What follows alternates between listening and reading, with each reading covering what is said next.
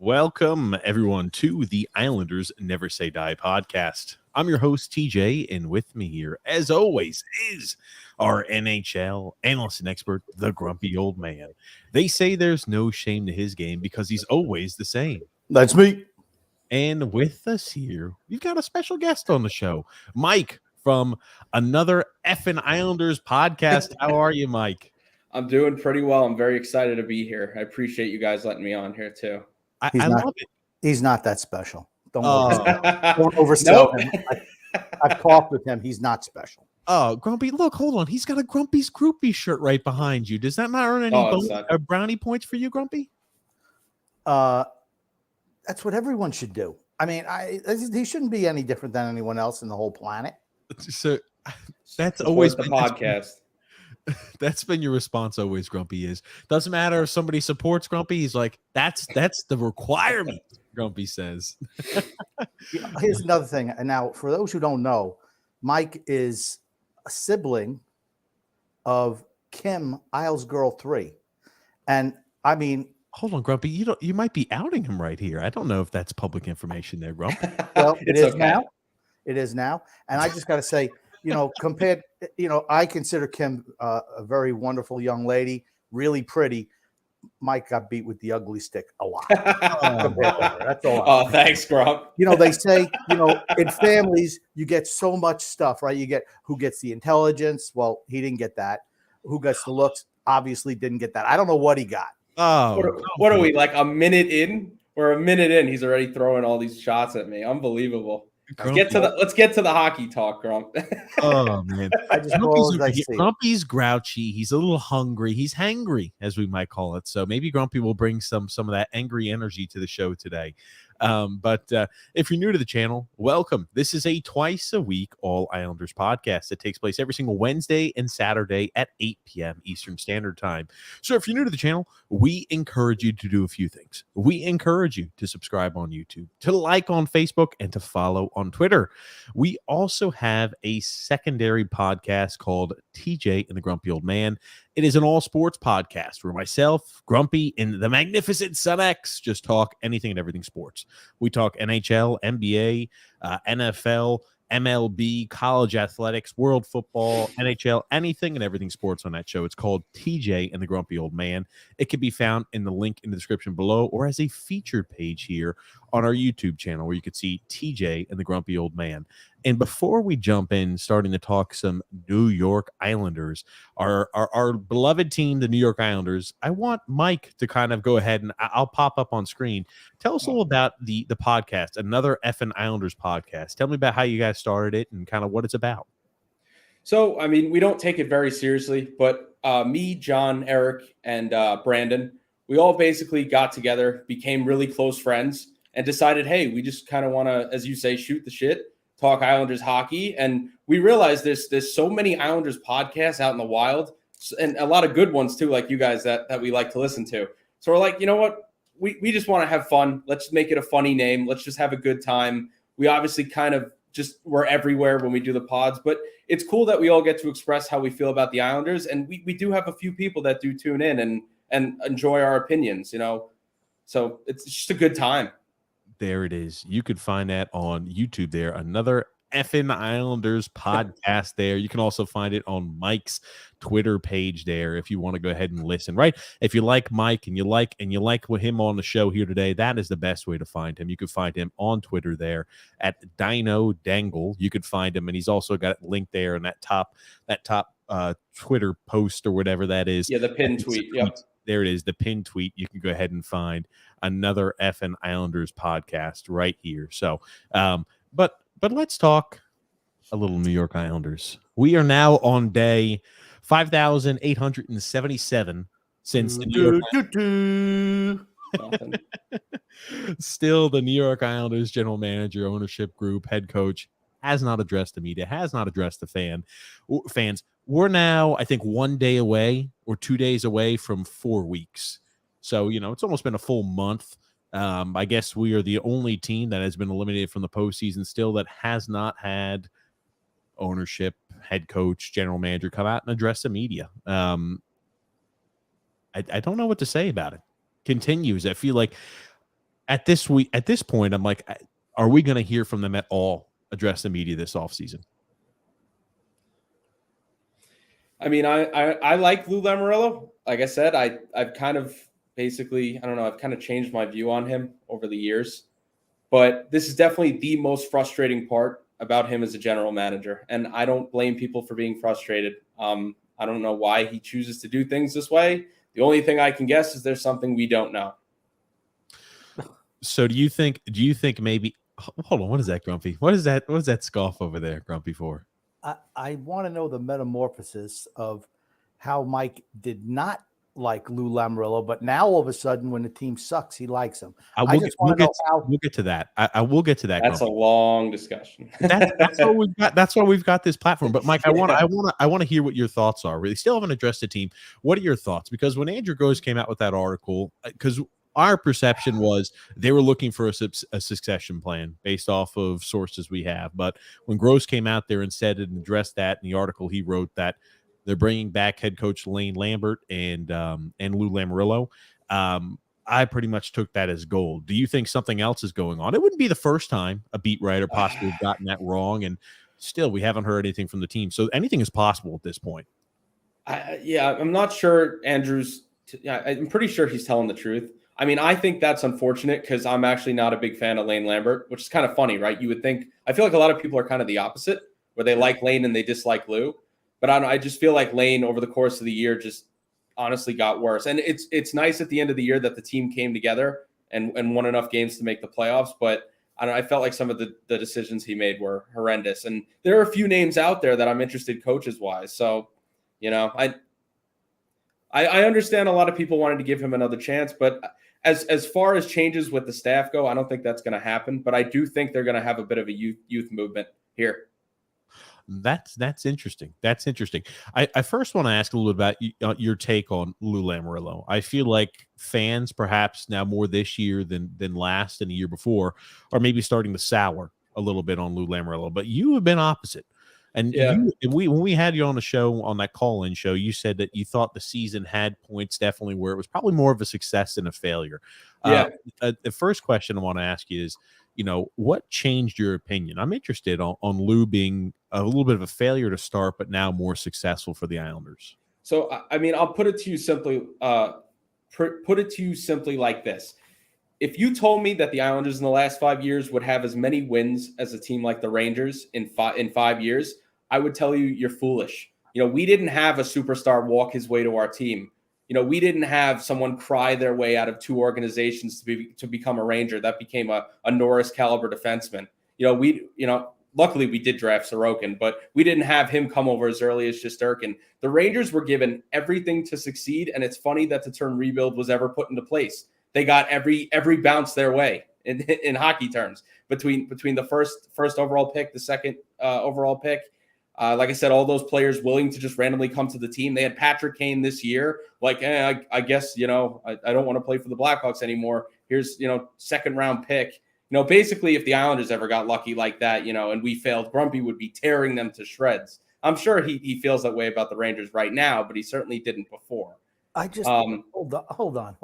I gotta stop you. So I'm to understand you really don't like the Rangers. Is that correct? Sure, but they're a team that has all the pieces to contend, and the Islanders have been actually, I would consider the Islanders more successful in the last 5 years than I would the Rangers. I would too. And we don't have any of the benefits that they have had those last 5 years. It's funny that they had the term rebuild. That is not what a rebuild looks like.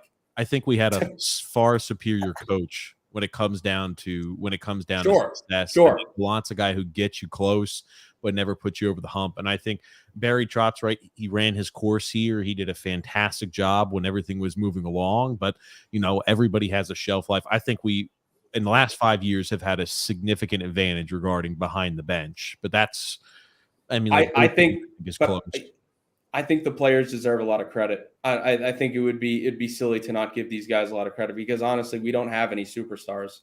We have a lot of guys that play over 100%, give their all every game, and then they go into the playoffs and they perform. I mean, this was a year where things didn't go our way, and we can discuss that, Grumpy. But when you don't have your best player at 100%, and my best skater at 100%, and Sorokin's not playing at a superstar level, it's going to be hard to win. So you would agree with me then when the Islanders are pretty much a team of Jags? No, I wouldn't say that. I would You say you just said it. We don't have any stars, just guys. They all outperform. They really try hard. I think the Jags are the guys who are going to start being replaced. Bailey's, your Clutterbucks, your Martins. I think those are the Jags. Those are the guys who are either just another guys or well below just another guys. Sure. And you know, when you look at the team, right, there are moves that have to be made. You know, the philosophy, I think, is going to differ from fan to fan and different viewpoints too. But I want to kind of get back to the core question as well. Now, what changed your mindset on Lou Lamoriello? Was there like a specific moment? Was it like a slew of different moves he had made to make you say, I didn't believe in him at first, but now I'm on the Lou Lamoriello train?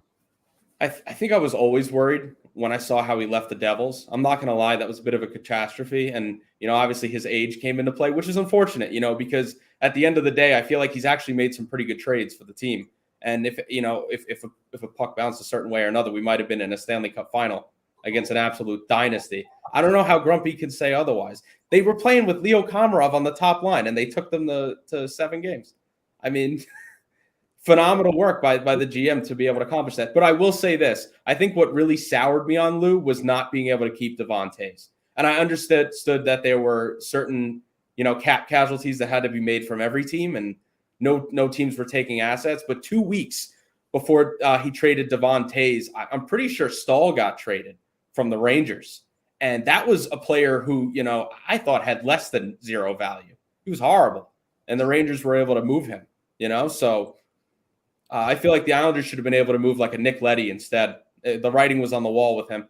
Sure, and they moved Leddy that next offseason, but we would have loved to see him be moved first. I mean, especially when that Devon Toews signed, it was less than Leddy's contract. But so you were more soured based off of the Devon Toews move, but now things have kind of started to ease. Maybe some of that anger is kind of, or I wouldn't even call it anger, but some of that dissatisfaction started to subside. Listen, I was definitely upset at the beginning of this year that the Islanders didn't make any big offseason moves. I felt, you know, Romanov was okay. He was an okay move. I mean, I love the guy. I'm rooting for him. But, I mean, there was no guarantee that he was going to take that next step. And you had to give up a first-round pick for him. I thought it was very pricey. And I understood. I feel like we should have gotten more back from that trade. But, I mean, honestly, with the Bo Horvat move, to me, it shows that he cares about winning. I mean, that's your top free agent this offseason. The Islanders have him. Well, he wasn't a free agent, and he would have been. Him. Well, no, you're right. He would have been traded to another good team.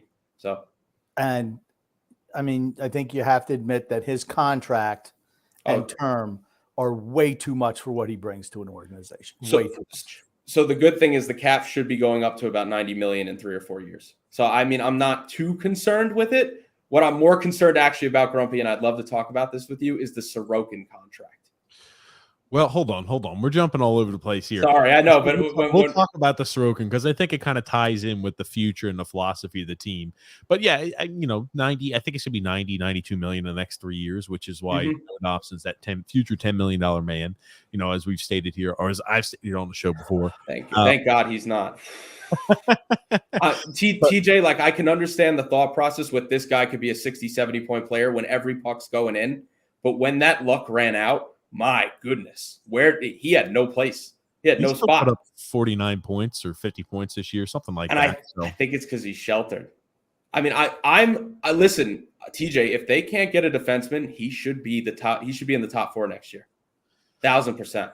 I think he's already a top 4 guy regarding what Mayfield's playing more minutes than him, though. Yeah, and you look at the first considerable amount.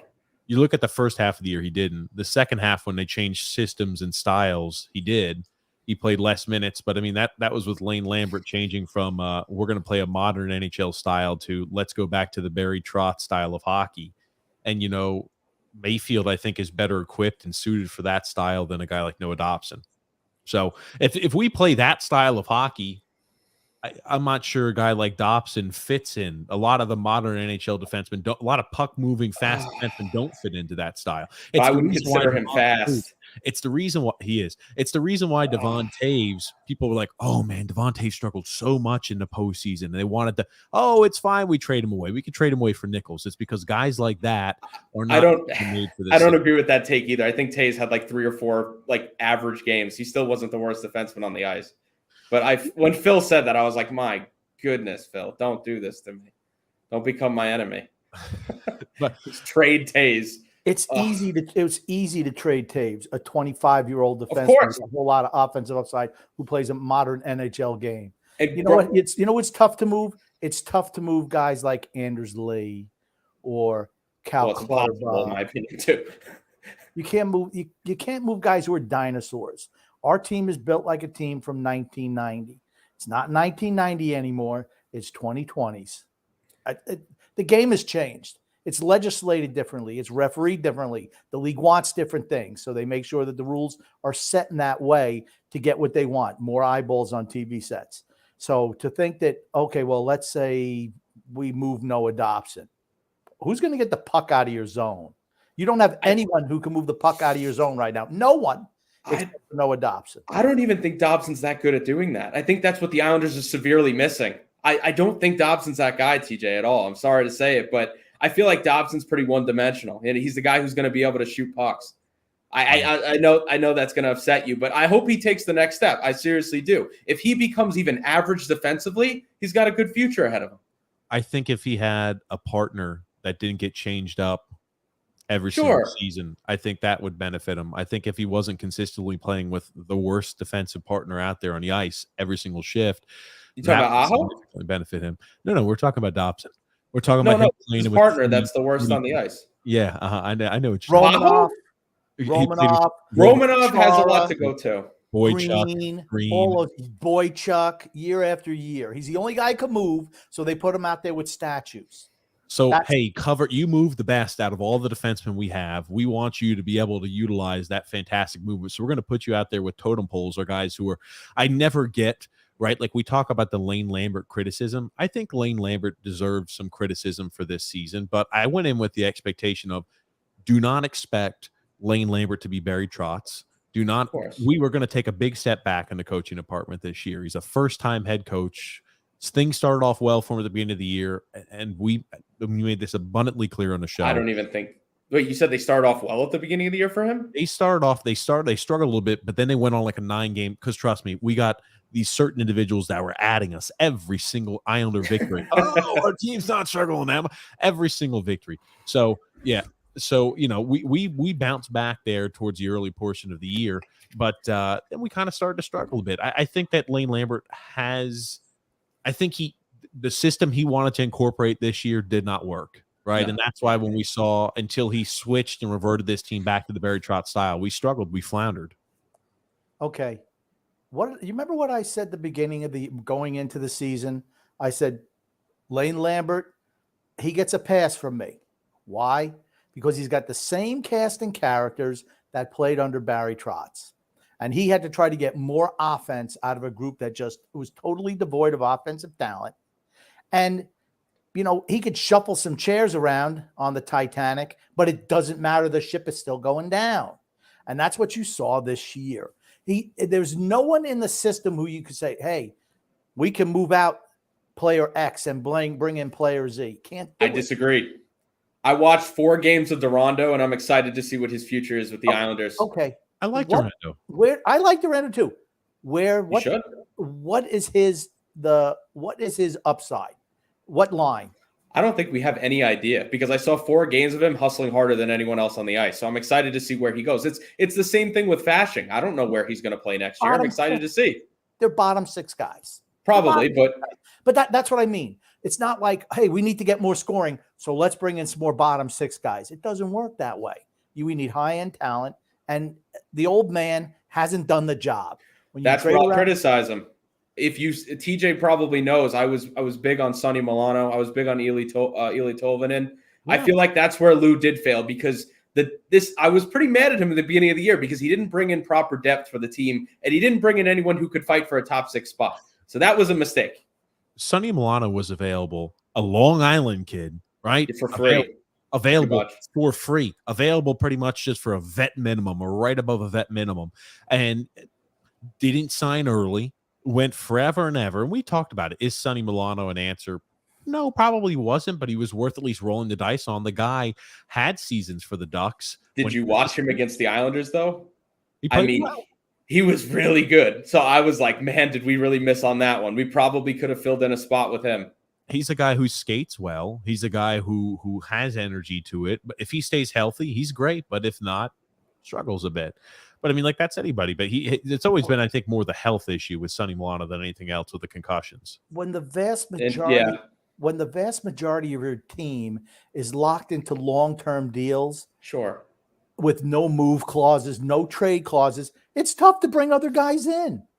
Josh Bailey, the only guy, right? That wasn't Lou, though, right? Year. He was the only guy who was benched last year. Was Bailey. I think you think he's going to bench Lee?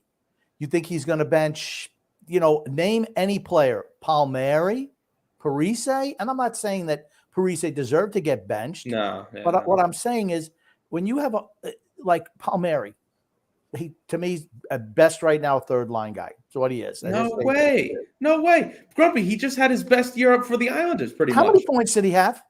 It doesn't matter. Points aren't everything. No. You're gonna debate with me. Matters.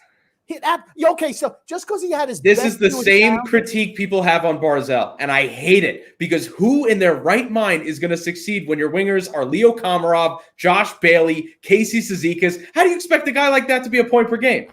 What does he have to shoot it off his teammates? You got ricochet every pass. The funny thing is, I think Kyle Palmieri has better line mates than Matt Barzal when he's straddled with. Sure, that line is our best line, without a doubt.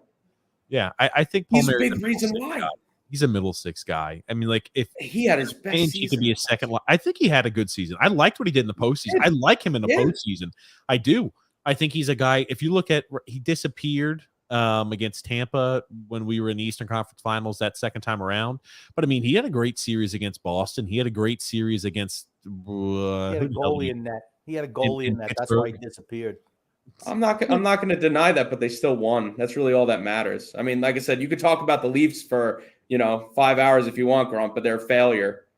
Winning in the playoffs is all that matters. But I'm just saying, winning is all that matters. Don't be putting words in my mouth. You always talk about excuses, but you're bringing up excuses as to why the Islanders won. They won. Who cares? They won. They did. And, but what did they win? What did they win? Oh, can you name a designation that they won? Did they win a division title? I don't think that matters. I think the only thing that matters is the Stanley Cup. So that doesn't matter. So that's the only thing that matters is the Stanley Cup. Who cares about division titles? Did they win an Eastern Conference title? I don't care about any of that stuff. I like that stuff too. Grumpy wants a banner up there like I'm going to care. I want the Stanley Cup. That's the only thing that matters. You can't say that these guys are winners if they don't win anything. Yeah, they don't win anything. They don't win anything. Guess what? They lost in the first round of the playoffs, losing to a team that was missing 3 of their top 6 I told you. I thought it was a failure. I thought it was a failure. Even with the excuses I can give you, Grumpy, that's a failure. It's a fail. Call it what it is. They failed. Then how did you say the season is a success? Because it's separate from the playoffs. That's why people are talking about the Leafs right now. Oh, they were such a successful team under Kyle Dubas. No, they weren't. They had 5 successful seasons. Let me ask this. I got to backtrack this. Success. Who said the Leafs are a success? I don't think the Leafs. Go read.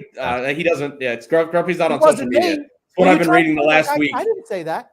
Horrible. In the failure boat with the Islanders. Grumpy, to give you some background, there are Leafs writers who are like, oh, well, we shouldn't really care about the postseason. They're like it's the same thing that I think our fan base does too, where it's like, oh, we shouldn't care at all about the postseason victories. There are certain things we can hang our hat on to be proud of, and I'm like, I just never understand it. It's like for the Boston Bruins this year.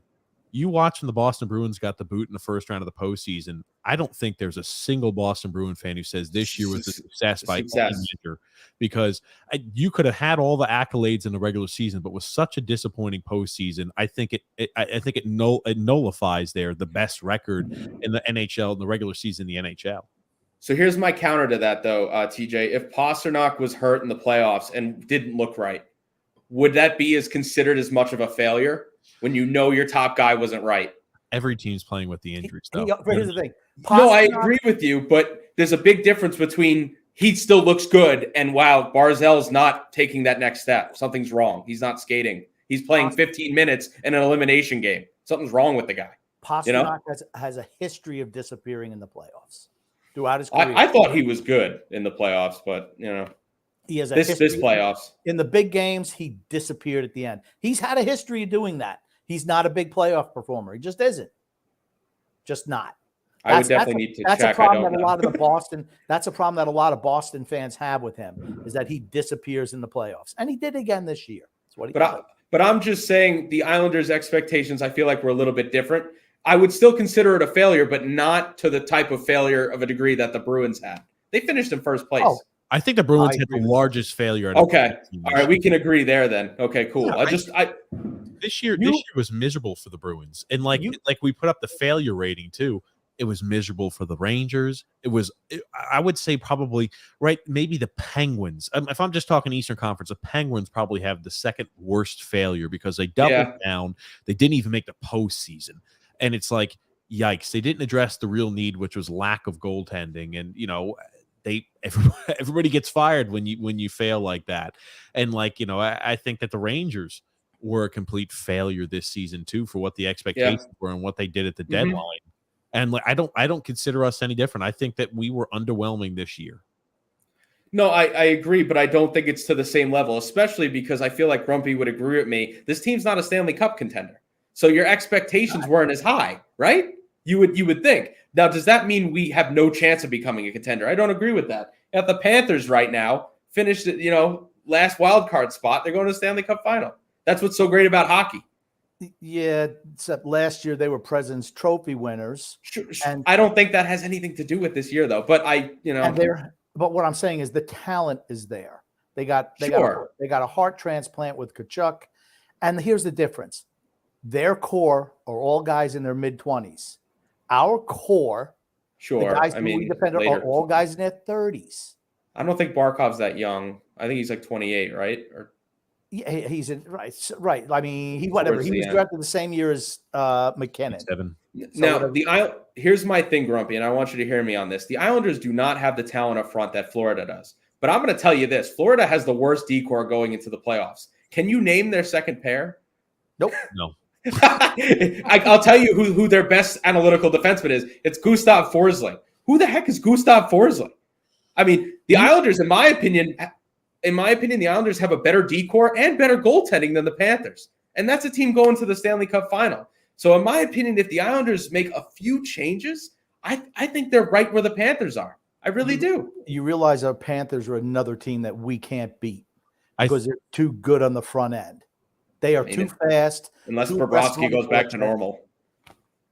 I think that you know what? At the end of the day, if they hang that banner, no one's going to remember his bad Bob play. I will. I hate that cop-out. I hate that. That's like if we won the Stanley Cup and I'm supposed to forget all these horrible years with Josh Bailey the last 3-4 years after the playoffs, I should say. He wasn't good for the last 2-3 years. He was bad. I'm supposed to forget that because we win a cup? No. What I'm saying is the fans will forget. Oh, whatever. But that doesn't matter. If they win a Stanley Cup and he wins Conn Smythe, which is probably what would happen if they win, you'll see the fans. He gets a pass. He'll never have to buy another drink in Tampa, in Florida ever again. So Grumpy, if we won the cup, you'd forgive average Anders Lee for disappearing every 20, 30 games. Is average Anders Lee scoring 30 goals in the playoffs? Because Bobrovsky's been great. I mean, he's the reason why. Well, that's not a good comparison. I would say maybe if Lee went on like a point per game pace, maybe a little bit higher than that. He could do that. A point per game is not good enough. Bobrovsky stands in front of the net. Bobrovsky is the reason why they are in the finals. I agree with you, but that's what we have with Sorokin. Why do you have no belief? Why is there no belief? Because we do not have Matthew Tkachuk. That's the difference. We have a better decor than Florida. I think Matthew Tkachuk. Okay, here's the thing. You believe in Dobson, right? Sure, I do. Matthew Tkachuk, right? Okay, Noah Dobson's not as good as Aaron Ekblad. Not yet. He's not our top pair. He's not as good. Okay, here's the thing. Pelech and Pulak are not as good as Aaron Ekblad. I think they are. If they're playing as well as they could be, I think they're in the same tier. No. I think No. I don't. Listen. I'll give him the offensive benefit of the doubt. Pellick is still one of the best defensive defensemen in the league. I don't think Analytically, we have any. just is what it is. I don't Ugh. think we have any forward that I know even Grumpy's gonna hate that, but that even sniffs or could reuse or look at Matthew Tkachuk when he skates his laces. That's how good that guy is. I think Barzal has potential to be that good. No, I love Matt Barzal. Matthew Tkachuk Not as good, but close. He's forging a legacy, and I'm telling you, if he wins a cup this year, and if he stays healthy, he makes the Hall of Fame. That is how. Okay. Think about what he's doing this year in the when they talk about Hall of Fame and they talk about what transcends the game and what brings you above. When you have so many games you score overtime goal, overtime game winner, third period game winners, and the last 5 seconds of the period, and you go ahead and win a cup. You take a team that finishes 8th in the conference and you help drag them across the line to win a cup because you're consistently scoring really crucial goals. He's got Chuck last name. If he stays healthy, he makes the Hall of Fame. I don't think you're wrong. Yeah, no. Oh, I wish we had Tkachuk.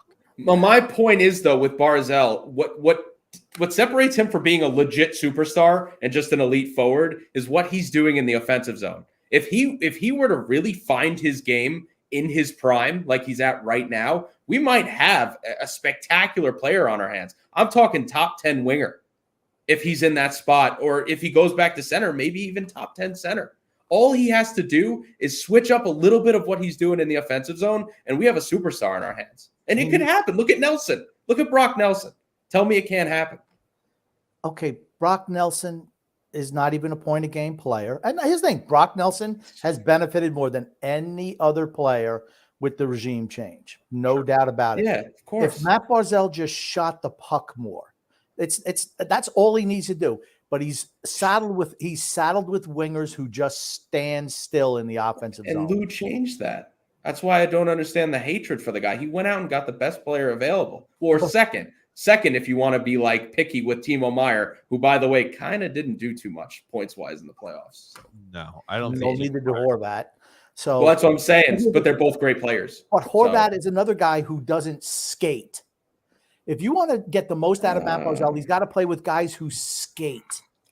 Guys have to be able to move their feet all the time. That's why he looked so good when Fashion I agree with you. When Casey was in there. When you have Anders Lee and to Bo Horvat. And I like Bo Horvat. Again, I like Bo Horvat. I don't think he's a bad skater, though, either. I think he's average. But he's compared to some of the other Islanders that are put with Barzal, he's actually quite quick. Compared to like Lee and but see, you can't look at it that way. Just because the rest of the roster sucks and this guy's the best of the sucky non-skating squad.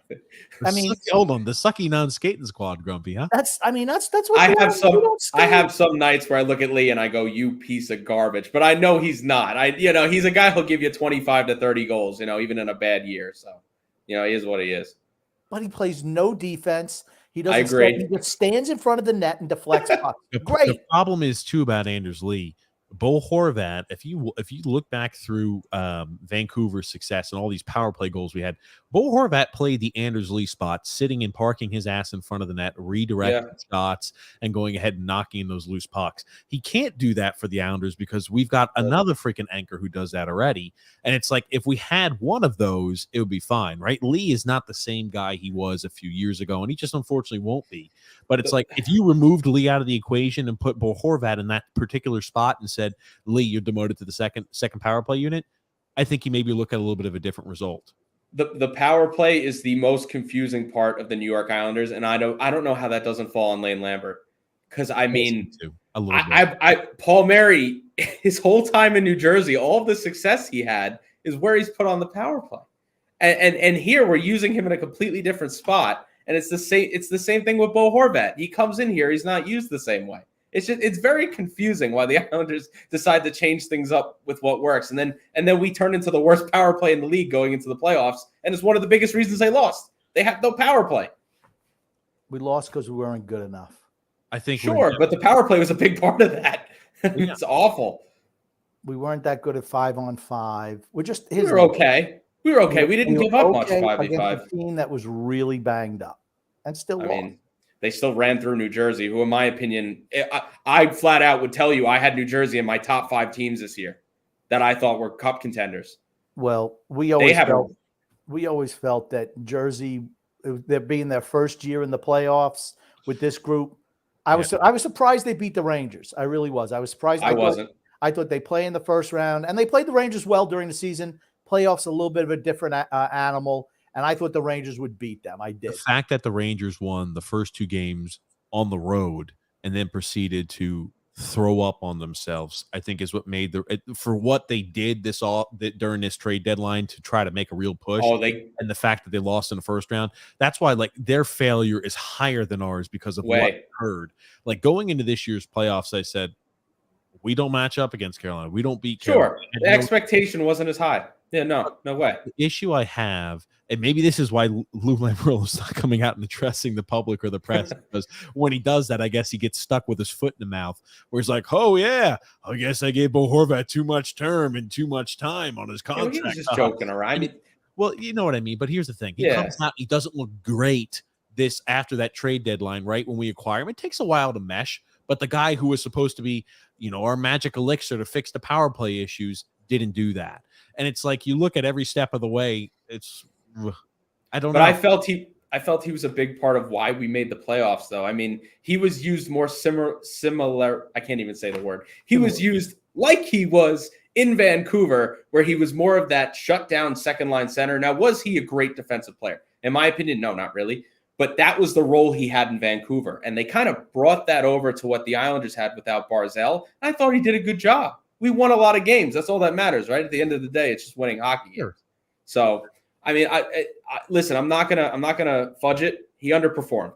There's no other way to say it. But we're gonna get to see a full year of him with Barzal, who has made players around him that, for lack of a better term, aren't good, look decent. He's made Josh Bailey look okay sometimes. Yeah. That's hard to do, man. The guy doesn't move his feet anymore. I disagree with you. I don't think Matt Barzal makes anybody around him better.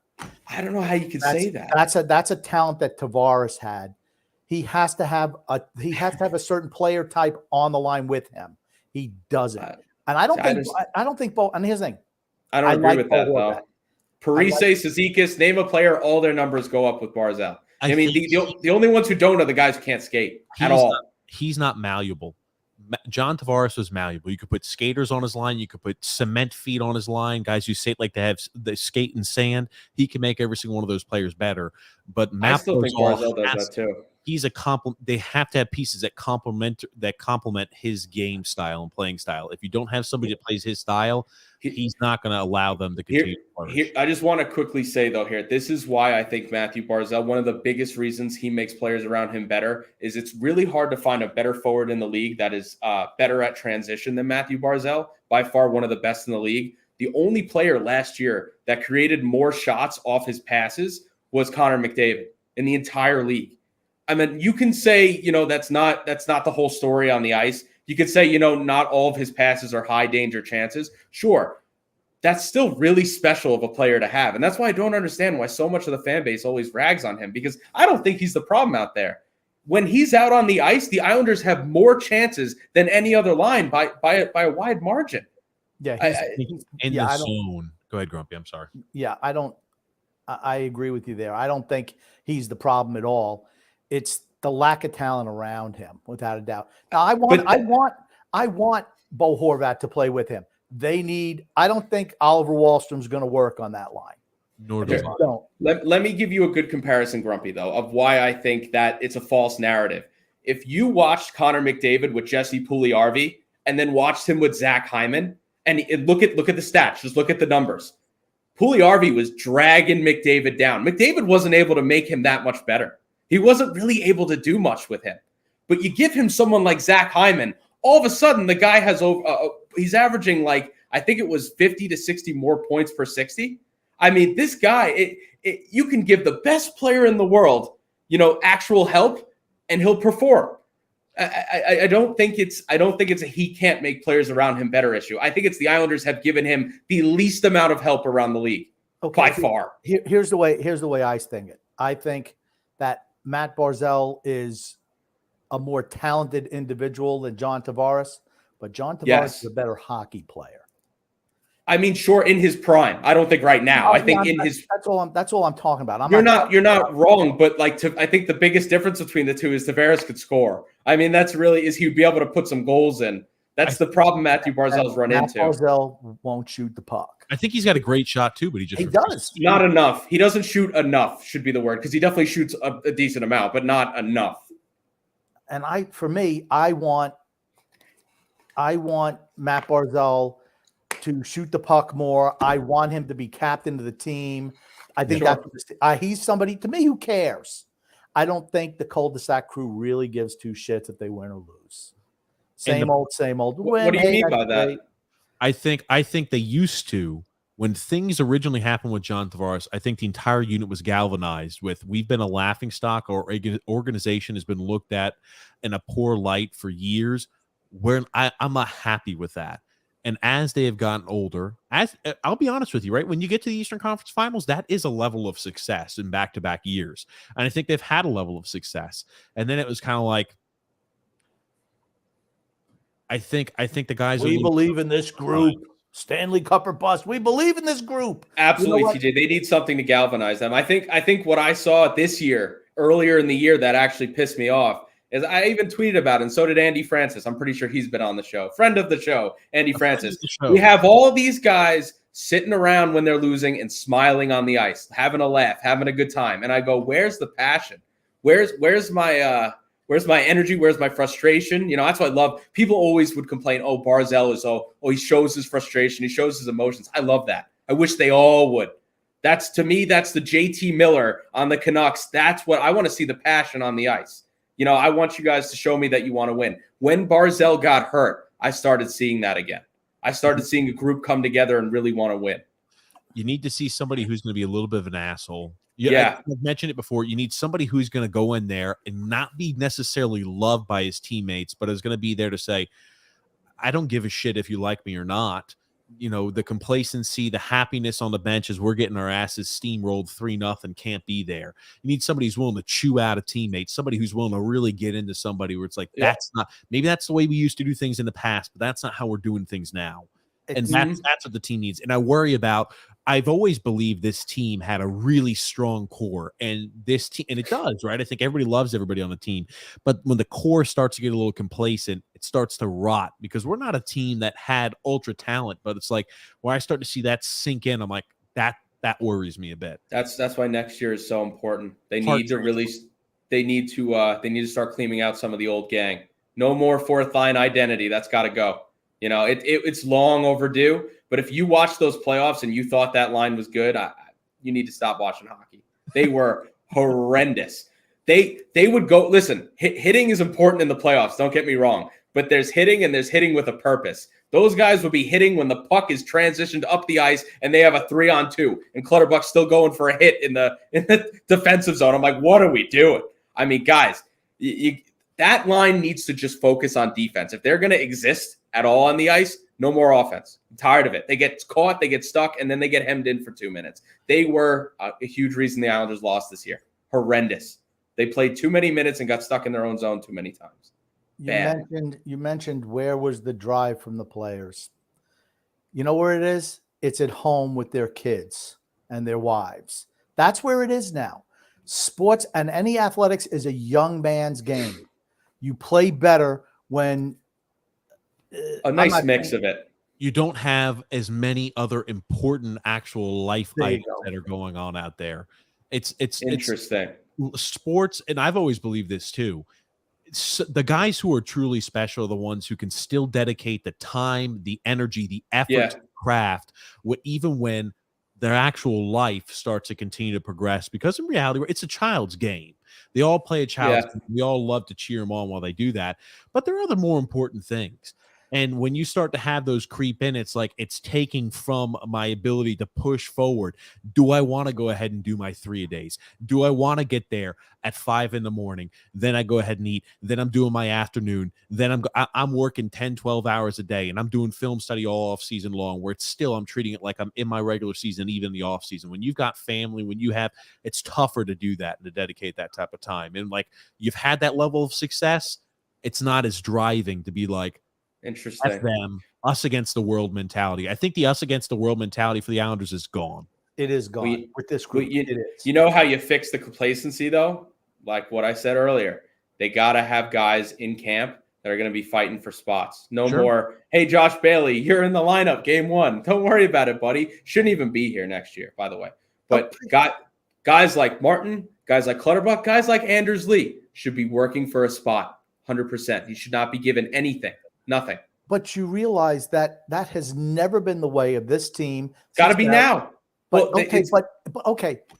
And I agree. I do. Okay. But Glad when we're on you the have same a guy, page. when you have guys who have long-term contracts for big money, they know they're going to play every night. Running out, by the way, most of them. Okay, It's so not for a year or 2 Anders Lee's years. not going anywhere. What's he got? 3-4 years left on his deal? He's not going anywhere. Sure.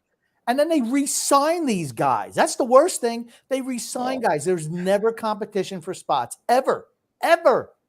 There hasn't been for years. I could tell you what next year's lineup is going to be. No, you can't. No, there's no way. This is the one year where I would say, Grumpy, that's going to be extremely hard to do because you. Okay. Sorry. Go ahead. Sorry.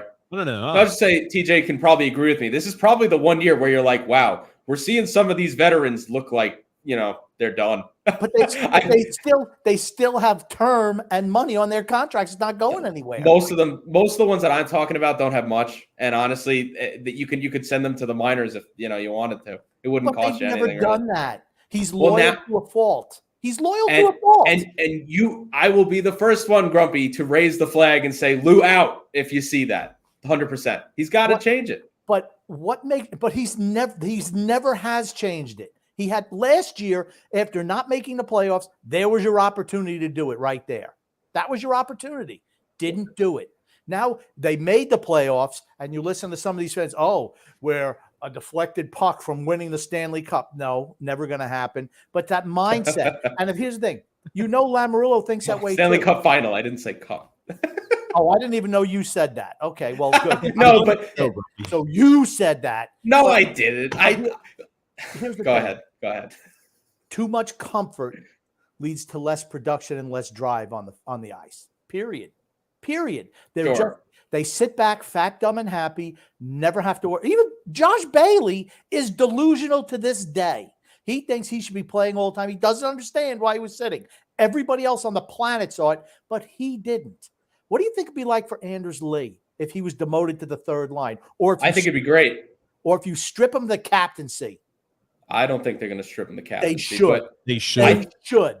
I think you want to change something else in that locker room. You can't have the same leadership group.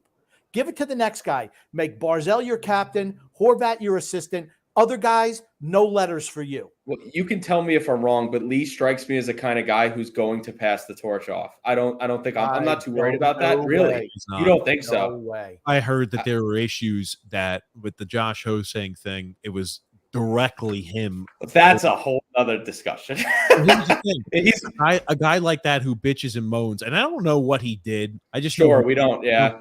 But here's the thing.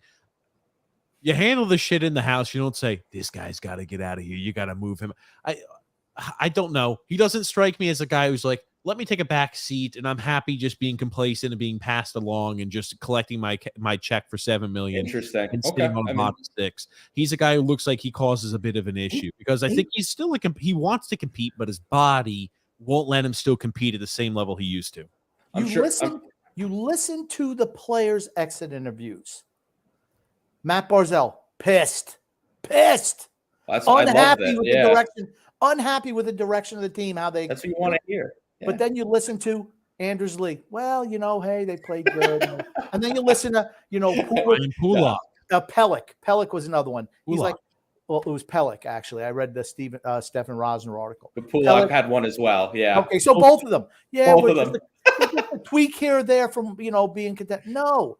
Because they're all part of that same group. You need a new voice in there. Yeah, but Matt Tkachuk type. Look at how long it took Florida to turn around. It took all year for Matt Tkachuk to put his stamp of, hey, this soft bullshit, which has been going on for years in Florida, it's changing now. I'm just saying, getting a Matt Tkachuk is near impossible, though. You realize, Florida had to give up a superstar, forward and one of their best defensemen who scored 55 points. No, I know he had a bad year, but still, I mean, it's like if we had to give up Barzal and Pellick, why are we even bothering? What's the point? You could move Pellick. Pellick could be moved. A defensive defenseman, okay. absolutely. They all have no trade clause. Oh, Yeah, that's right. That's right. That's right. I don't think you can move Pellick. But that's you move another Pellick, thing. you rebuild. That's another thing. Everyone's got a no trade clause. Why would they even worry? I can sit here. You don't want to play. That's fine. I'm not going anywhere. That's what happens when you give everybody no trade or no move clauses. They don't have. There's another level of comfort that you have as a player. That means, all right, I'm not driven. There should always be competition for spots. I agree with you. Yeah. It should be a meritocracy, not a hey, we like you. We're going to pay you based on past performance. And that's what I feel it is on this team right now. Can it change? Not under Lou Lamoriello, it can't, because he hands away those no trade clauses like they're freaking candy. I don't think anything Grumpy said is wrong there at all. I think that's completely right. I think there's a level of like where I can agree with you, Grumpy, but also see where this team has opportunity at the same time. Whereas we don't agree on that part, we can agree on the part there's too much complacency and the contracts for too long. Like I agree with you. If you know, anyone that knows me knows I'd rather be watching a team built like the Devils than the Islanders. It's just a fact. You know, and there's problems with that team too. That team's not perfect. You know, there are holes they have to fix as well. Really but I see the positives with the Islanders here, and I know this is Barzal's prime, and they didn't do nothing. You know, if they did nothing and tried to compete with this team, I'd be pissed. And they still have work to do. Don't get me wrong, but you know, and I also wanted to point out though, Josh Hosang was probably my favorite Islander in the last 10 years, which is hilarious because he only played like 30 games. But he was the excitement and talent that we were missing. You know what I mean? The guy, when he went into the zone, would dance. He could deke. I mean, he was just a fun player. It's a shame it didn't work out. He had attitude issues, apparently. I had a friend in real life that like dated him or something. So I got to hear about what he was doing and what he was up to. So that was fun. The thing that Josh Hosang brought to the team that the Islanders really, really lack is he's a line driver. Creative. That's right. His creativity. I mean, that's not Brock Nelson. He worked really well with Brock Nelson when he played that one abbreviated half season because they work together because he's a creator. And the Islanders have one creator on this team. Just one. I mean, and you know, here's the thing. Fashing should interest you though, Grumpy. And I understand he's not the best skater and he's probably a bottom six forward, like you said, but he brings something to the team they don't have really. The guy dekes around and he makes these crazy wild plays, and you don't see that from most of our forwards. So I like Engvall too. I hope they keep him, but we'll see. Here's the thing. If you want to bring Engvall back, it's got to be on some cheapy deal. I don't want to. It's gonna be tough. He's going to take a cheapy. Well, then see you later. See, that's another issue. Well, just because the guy played here for 6 weeks and he was okay, was a half a point a game player, average player, that doesn't mean he deserves $4.5 million a year. No, I agree with you. I agree with you. No. You're right, Grumpy. I think they should try to get him for under 4. If they can do that, it's probably a fair deal. I don't know if it's going to happen because this is probably one of his last paydays, but I'm ready to let Mayfield walk. Like, I've been very critical of Noah Dobson, probably the most critical TJ's gotten, back. But I think he should be given the reins next year. Give him the top 4 spot. Give him that second pairing defensive role the whole year. Give him a consistent D partner. Let him roll. He was top 4 this year, though. He was top for the 4. first half. He was. Second half, maybe not. It's tough because Mayfield keeps playing more than him, and it's like I don't know if they don't trust him or they're not willing to give him, the big minutes yet. But I think he got to see what he can do. He's coming up on the contract. He's going to want it. He's going to want those minutes. It's because Mayfield. Here's the thing: they keep on trying to put what they should do is play Pellick with Dobson. That's what they should. That should be your number one pairing. When they played together, Dobson looks really good, and it hides some of Pellick's lack of skating back there. They played really well together. Then you put Pulak with Romanov, and then whatever on the bottom pairing. I mean, that's what you should do. I agree. Instead, you're putting Dobson out there, and he's got to play with Bolduc or Aho. Neither one of them play any defense. And I like Sebastian Aho as a seventh defenseman. If he's playing full time, he needs to play with a guy like Mayfield, not with a guy like Dobson. I disagree with you. I think the new way of the NHL, Grumpy, is he needs to be with someone who's just as quick as he is to make up for the defensive deficiencies. Because Mayfield's not going to make up for his mistake. He could barely make the blue line when there's a rush. A lot of those 2-on-1s is because Mayfield can't keep up. He has to either sit back or get caught. I mean, I disagree there. I think the way our forward group is designed, it makes it really tough, and I mean really tough for a guy like that to say, hey, we're going to abandon, the need to have a defensive steady Eddie. And that's the reason why we struggle. I don't think Mayfield's been that, though. See, that's where I disagree is I think he's been struggling in his own end. And I think part of it is the foot speed. That's why I'm worried. I'm hearing $4.5 million for a guy that already is struggling skating. I mean, no way. No way. Sign him back. I like Scott I hope Mayfield. not. I like Scott Mayfield, but at his price. I wouldn't be. No, I don't want him back. No, at $1 million, though, you like him. You wouldn't like him at $4 million. Here's the thing. He's 31 years old. Well, he's 31 years old. I'm not signing him back. Of course. I keep on saying I'm not signing guys in their 30s back to long-term deals. It depends on the player, though, Grumpy. It really does. Okay. But he's not special. Sure. No, we agree. Special. Matter of fact, how many special players do we have on this team? 3? Maybe 3. 2, maybe 3. That's it. I mean, once again, though, I look at a team like Florida, and there were so many people that cast off Duclair. Oh, he can't stay. Same thing as Sonny Milano. Can't stay with the same team. He's a head case. He's a problem. He goes to Florida, and all that talent, it works. And I wish the Islanders would be more aggressive like that. Go after these guys that have a boatload of talent that we're missing from the lineup, and that's where me and Grumpy probably agree. Is that you don't need to re-sign everybody. That's a GM issue, though. See, that's a GM issue. I agree with you there. But Lou Lamoriello does not believe in that. He's not taking flyers on anyone. Look at the guys he signs year after year. Parise, 37 years old. Chara, Green. These guys are all in their upper 30s because he trusts them. He knows them. He's not taking a chance. Anthony Duclair is a front runner. When things are going great, Anthony Duclair is a good player. When they're not, he's really an anchor on a team. I mean, historically, that's what he's been. Here's the thing. He's a good fit right now for Florida. They got him for a song. And they signed him back for a song.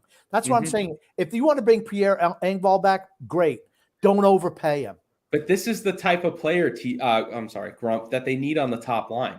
They need this flashy, talented, good skating forward. That's what the Islanders are missing, in my opinion, from being a really hard team to play against. They could have went after Johnny Gaudreau. How would you like Johnny Gaudreau playing with Matt Barzal? He's not going. He was not coming here. I heard that last podcast too, and I'm like, oh, not again, TJ. I mean, Grump. He probably would have went to New Jersey. They had way more cap space than us.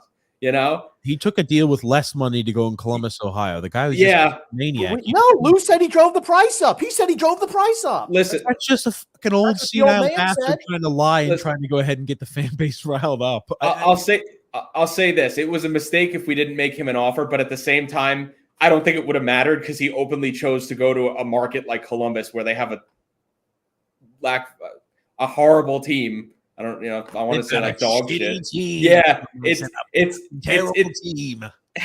I love that because that's the team that I feel like Grumpy's always talking about. I feel like we're the Blue Jackets or something, where it's like, oh, this Patrick Laine guy's overpaid, can't skate, doesn't score enough. Oh, they signed Johnny Gaudreau when they should be rebuilding. That's what I feel like when I hear Grumpy talk about the Islanders. I'm like, we're not that team. We're not that team. We don't sign any free agents ever. Ever. And but what Bo Horvat? Horvat's not a free agent. He not a free agent. He would have been. Traded for him. He's not a free agent. Oh. He's not a free agent. If he went ahead and didn't give up our first round pick this year, our top prospect, and Anthony Beauvillier, and then signed him, I'd be fine with it.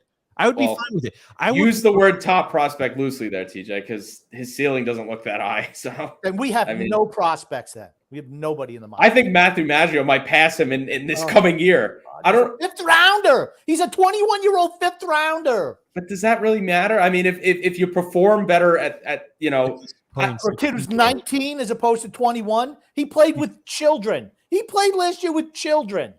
Kids can't grow beards. Here's the thing. I think he's going to be an exciting piece to look at this camp. He looked good in Bridgeport too. He looked good in Bridgeport too. He has no shot of making this team. Zero. Zero, less than zero shot of making the team. I hope you make the team just because you say shit like that. No, me too. Me too. Imagine he becomes the top. When I'm proven right again, both of you come over here and just suck me off the two of you because I'm wrong. I just said I don't. Matthew Maggio has no shot of making this I don't team think he's going to make the team, but I like when you say shit like that, and I hope you're just wrong. So you're like, I'm never wrong. I'm never wrong on this stuff. I don't know why anyone ever doubts me. I'm never wrong on it. Listen, I didn't know who Hudson Fasching was until this year. I'm not going to lie to you guys. I had no idea who he was. So, I mean, to me, if you see the talent, if you see that there's talent somewhere, and especially if it's a 5th round pick, Grumpy says it as if it's a bad thing. You know, we have Andrews Lee was like a 5th or 6th round pick. He was a 5th round pick because he's an overager. That's why he was a 5th round pick, because he's 20 years old when he got drafted. That's why. Because who would you rather have, Grumpy? Alexis Lafreniere? I mean, absolutely. If you're going to tell me I take, I wouldn't. That guy's going to get paid $4 or $5 million for doing nothing. That's going to be real exciting for the Rangers. He's a better player, though. Right now, Alex Lafreniere is sure, a better player, but not by much. Honestly, honestly, he's been pretty close to replacement level. Have you ever seen Matthew Maggio play? Yes, I have. Well, at least I saw some of his against pros. Yes, no. Bridgeport. That's not pros. It's an AHL. That's still pros. Not the NHL. What do you think? Those guys are just not trying out there or something, Grump? That's still a high league. They're not good. Oh. They're not good. They're AHL players. They're not NHL players. Some of those AHL guys have a shot at becoming NHL players, though. Well, guess what? Everybody in the NHL is an NHL player. And to be fair, Grumpy, like, do you want to start talking about Carter Verhaeghe? Because I'll get started with you if you want. Guy was a point per game, just an AHLer for 4 or 5 years. Some team was like, wow, this guy's pretty damn good. And then all of a sudden he turns into a 30, 40 goal guy in the NHL. It can happen. Do you know who? It's about seeing the talent. Is the talent there? Do you know who traded away? Do you know who traded away Carter Verhaeghe? Lou Lamoriello when he was in Toronto. And then, so Lou Lamoriello was the first one to say, man, this is Carter Verhaeghe, guys. He's talentless. Too much. And then Lou's son, the magnificent Chris Lamoriello, was the head coach, the GM, the head of operations down there in Bridgeport. Man, he should have been begging us, don't trade this guy. Trust me, Carter Verhaeghe's going to pan out. Went through both the Lamoriello hands. Whoop, whoop. And they just say, hey, look at this Carter Verhaeghe guy. He's not that bad. Tampa traded him away, too. I do think there's... Okay, he got caught in a numbers game at Tampa. Yes. Let's be honest. No, that's fair. But I do think want to give him a legitimate chance. I do think there's a little bit of revisionist history, but I still think we failed there. Don't get me wrong. But I also look at everyone's like, oh, we should have drafted Tage Thompson over Kiefer Bellows, and I'm like, yeah, okay. No one thought Tage Thompson was going to become, and that's why I'm saying, Grumpy. If you see that the talent is there, that's all that matters. That's your window of opportunity with a player. The reason why you watch Michael Dow Cole, I never thought he was special. And he never worked out. What a surprise. He was the 5th player, and there was like a top 4 draft. And Dow Cole was number 5. He was I know. Everyone know number 5. But I watched him in the AHL, Grumpy, and I didn't think anything of him. I really didn't. He can't skate because he can't skate. Couldn't do much at all except shoot. But he couldn't skate. If you can't skate in this league, you're really going to struggle. Yeah. You have to be superior in everything else: vision, hockey sense, all that stuff. Skating is the most important thing, particularly the way the game is played now. It's not like it was 30, 40 years ago where you could have plotting defensemen cross-checking guys in front of the crease, holding like Scott Mayfield. Right. Like guys, he's a throwback, actually a throwback defenseman. And everyone loves guys like that. Ken Danico. Yes. I mean, yeah, just look at the guys after. I mean, that's what person draft right here. Nylander and Ehlers right there. But TJ, you know how many times I read, "Oh, we should have drafted Tage Thompson." Like, where was Tage Thompson even drafted? And people, you know what people would have said? Grumpy would have said, "Oh, we're drafting the coach's son. Look at this failure organization." Not true. Not true. And then Grumpy would have saw him skate like a giraffe. Would have been, why did we make this pick? Here's the difference. If Tage Thompson looked like that at 20 and his draft year, he wouldn't have went in the first round. It's the fact that he go in the first round? Yeah, he went like he did 18. Yeah. He was late. He was late in the like 20 something. That's what it was. Oh, did we lose TJ? No. Oh, maybe we did. No big loss there, honestly. He'll be back. Here's the thing. No one knew what Tage Thompson was going to become. No one did. You would have been mad though, right? If we picked him, I would have been mad. I'm going to be honest with you. I would have been mad. I wouldn't have been. It depends on who else was available. I'm mad at Simon Holmstrom because he wasn't. If a guy is, and here's the thing, I don't get to watch all these prospects out there. I don't. So I have to. Neither do I. I have to rely on the people who've actually done it. And when you see somebody who's rated in the second or third round and you're picking them in the first round, I'm like, that's a dumb pick. Simon Holmstrom. Simon Holmstrom is case number one, right? Even when here's the thing, I wanted Noah Dobson. I'd heard about him. I'd actually seen him play. And I'm like this. Now, Oliver Wahlstrom, I'm like, plays for the United States. Glad we didn't take Kravtsov. Goodbye, by the way. Goodbye, Kravtsov. All the way to the KHL again. But he was overdrafted as well. And I thought he was higher than Wahlstrom that year. Yeah, but when his rankings came out, I don't think he was rated that high. Dobson was rated much higher than those other guys. They got him. Sure. It was a good pick. Yeah. I mean, Evan Bouchard was a guy. That was the guy we wanted. Evan Bouchard and Noah Dobson. I was like, great, get both defensemen. This is coming off of our team's miserable defensive year. And I said, oh, wouldn't that just be fantastic to get those two guys? In retrospect, I wish we did. I wish we did. I like Wahlstrom, but he's had some bad luck, in between. I'm worried about his success. Sure, everyone should be, but I hope we don't give up on him either. Don't give up on him. You don't give up on guys who are 22, 23 years old. Unless you're the Islanders, of course. Unless you absolutely do that because what Rangers. The hell? They're not going to make it. Those 20-year-olds aren't going to make it. Let's go get somebody who's in his 30s. He's been there and done that. No. Want to hear something funny, Grumpy? One point just about Evan Bouchard. Before this year, Evan Bouchard was close to looking like a bust for Edmonton. Sure. All of a sudden, boom, he blossoms in his fifth year out of the draft. Defenseman, yeah. I mean, it just takes a while. And what did he benefit from? He benefits playing on a high-octane team in Edmonton. Yeah. I mean, you put Noah Dobson on a team that's a skating team, watch him take off. He's not a stylistic fit for what we do right now. It would be like if you put Evan Bouchard on this team, he would look freaking awful. People would be demanding to hang him out in the streets. My opinion is that it doesn't change that much, but that's also a hard comparison because you're comparing us to a team that has basically the two top centers in the world. I mean, that's tough. I mean, that's an unfair comparison in my opinion. High tide lifts all boats, though, right? High tide lifts all boats. When you have the New York Islanders who score in the bottom third of the league every single year under Lou Lamoriello and Barry Trotz and Lane Lambert, you're not going to. You have to play defense. That's not Noah Dobson's strength.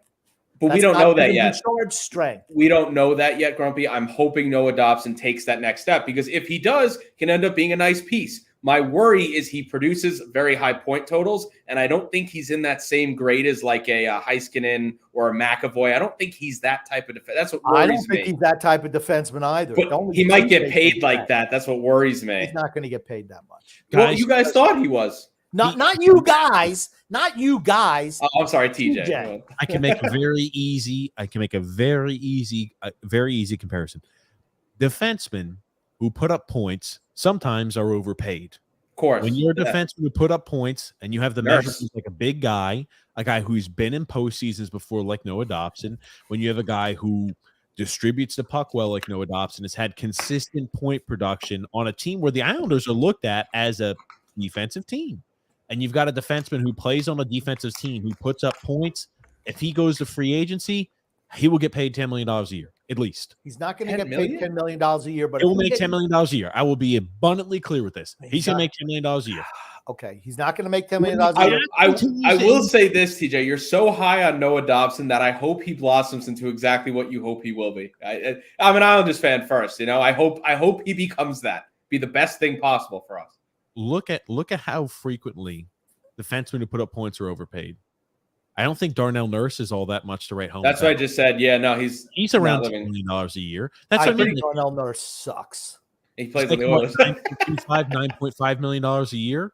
Seth Jones. You're gonna have. Guess what? The cap continues to increase and increase as we have another. It's supposed to be increasing 9 or 10 million over the next 3 years.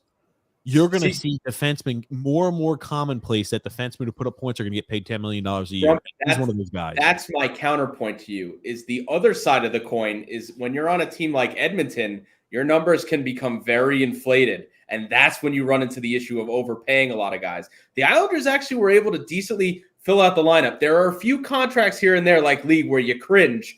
But other than that, they're built pretty well. They have good depth, in my opinion. Sure. Honestly, they need to shore up that bottom six. I don't think this team is as bad as you think it is. I really don't. For as bad as the Anders Lee contract is, I think how great the Brock Nelson contract is. Sure. Make it a little bit of a wash. Yeah. But I mean, that Lee contract. Brock Nelson's a first-line player, without a doubt. Without a doubt. I think he's a really good second-line guy. You don't think so? Bad, he's a first-liner. He scores like at a rate in the top 15 in the league. I mean, he's got to be pretty high up on your list. He's not a first-line player anywhere. Interesting. What if they put him with Barzal and Horvat? Well, then he's not a center anymore. So? Oh, but he's a center. Who's your number one center? Barzal's a center. Okay, there you go. Mitch Marner was a center. So okay, I'd say Horvat is a better all-around player than Brock Nelson. This year, yeah. I think every year. I like Bo Horvat. I'm high on Bo Horvat. I think Nelson last year had a career year, though. Am I wrong? I don't care. I don't care. Okay, well, Nelson's having career year after career year after career year. And I feel like we've said this now 3 off seasons in a row, and we'll say it one more time because just the law of averages, we're going to be finally right one of these years. That's why you don't expect Brock Nelson to have another career season next year, and I hope he proves us wrong. That's why you move a guy like Brock Nelson, because when the team is really good enough to be a contender again, he won't be there. He won't be as contribute. He won't be there. Period. I think Warlow's still here. He will offer him an extension. You're right. I would argue we've had success the prior few years, last 3 years, but they haven't been as exciting as I think these next 3 years are going to be. Because Grumpy, they're probably going to have to transition into some things here and there. There's going to be a few guys let go who we love. It is what it is. I like the sound of that. Now let me ask you this.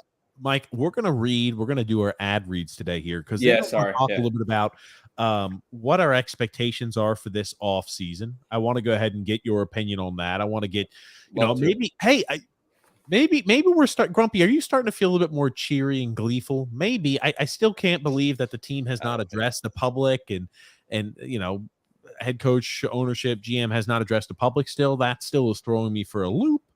But maybe things aren't as bad, Grumpy, as we think they are. I don't think so. But let's read I'm not sure yet. I have to listen. I'm gonna have to listen to Mike when we get back here for this. Yeah, hear my reasoning.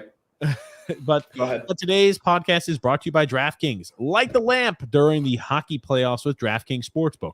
Right now, new customers can make a $5 bet and score $150 in bonus bets instantly. So you could go ahead and say it's a 2-2 tie before you could say, hey, I'm thinking the Stars are winning this game, and I'm thinking they're winning game 6. They're forcing a game 7. You could say, I'm expecting the Florida Panthers to win the Stanley Cup. You can make any sort of pregame money line bet, $5, and get $150 in bonus bets. Again, so download the DraftKings Sportsbook app now and sign up with the promo code THPN. New customers can make a $5 hockey playoff bet and score $150 in bonus bets instantly. Again, that's promo code THPN only at DraftKings Sportsbook. And look at the description below and the show notes there. If you have a gambling problem, or your loved one has a gambling problem, you can find resources to reach out to and have a way to go ahead and contact somebody there if you've got a gambling issue. And also, today's podcast, Grumpy, Raycon is brought to you by Raycon. That's right, Grumpy. Wouldn't you just look so stylish with some Raycon headphones in or something, Grumpy?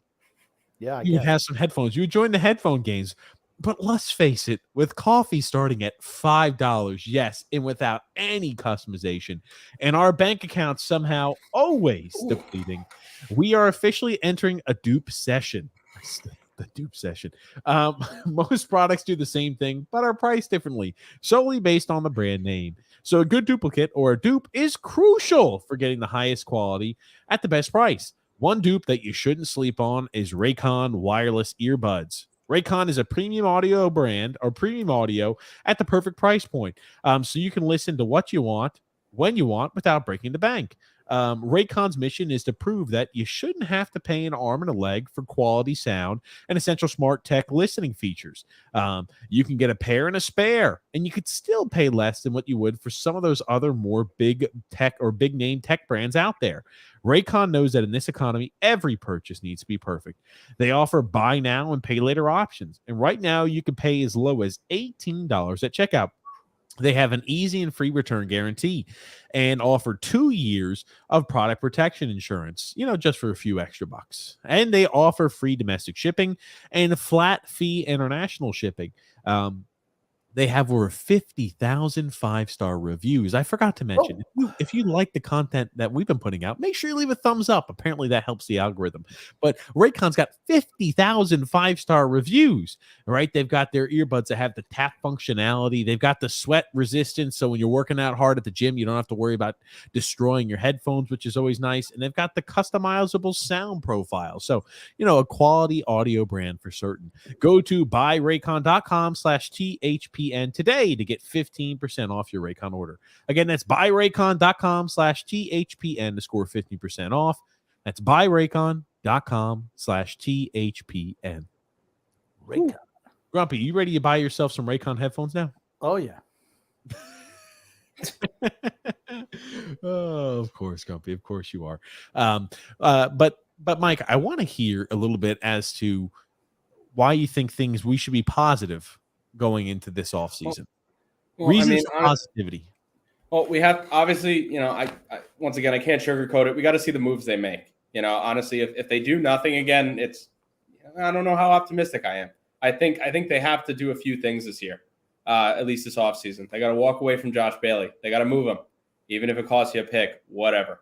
Got to get that salary off the books because, in my opinion, the Islanders have to walk away from Mayfield and look at getting a defenseman in free agency. I think that the biggest thing they should be looking for is a puck-moving, solid defensive defenseman. Well, it's a two-way, I should say, a two-way defenseman that's good at moving the puck. I feel like that was one of the biggest problems we had in the playoffs, is that we just got caught a lot with Carolina. And, you have Severson on one side, who I think is going to come at a reasonable deal, and you have Dmitry Orlov. Now, Grumpy's going to say, Dmitry Orlov, he's 30 years old. He's 31 years old. What are you talking about?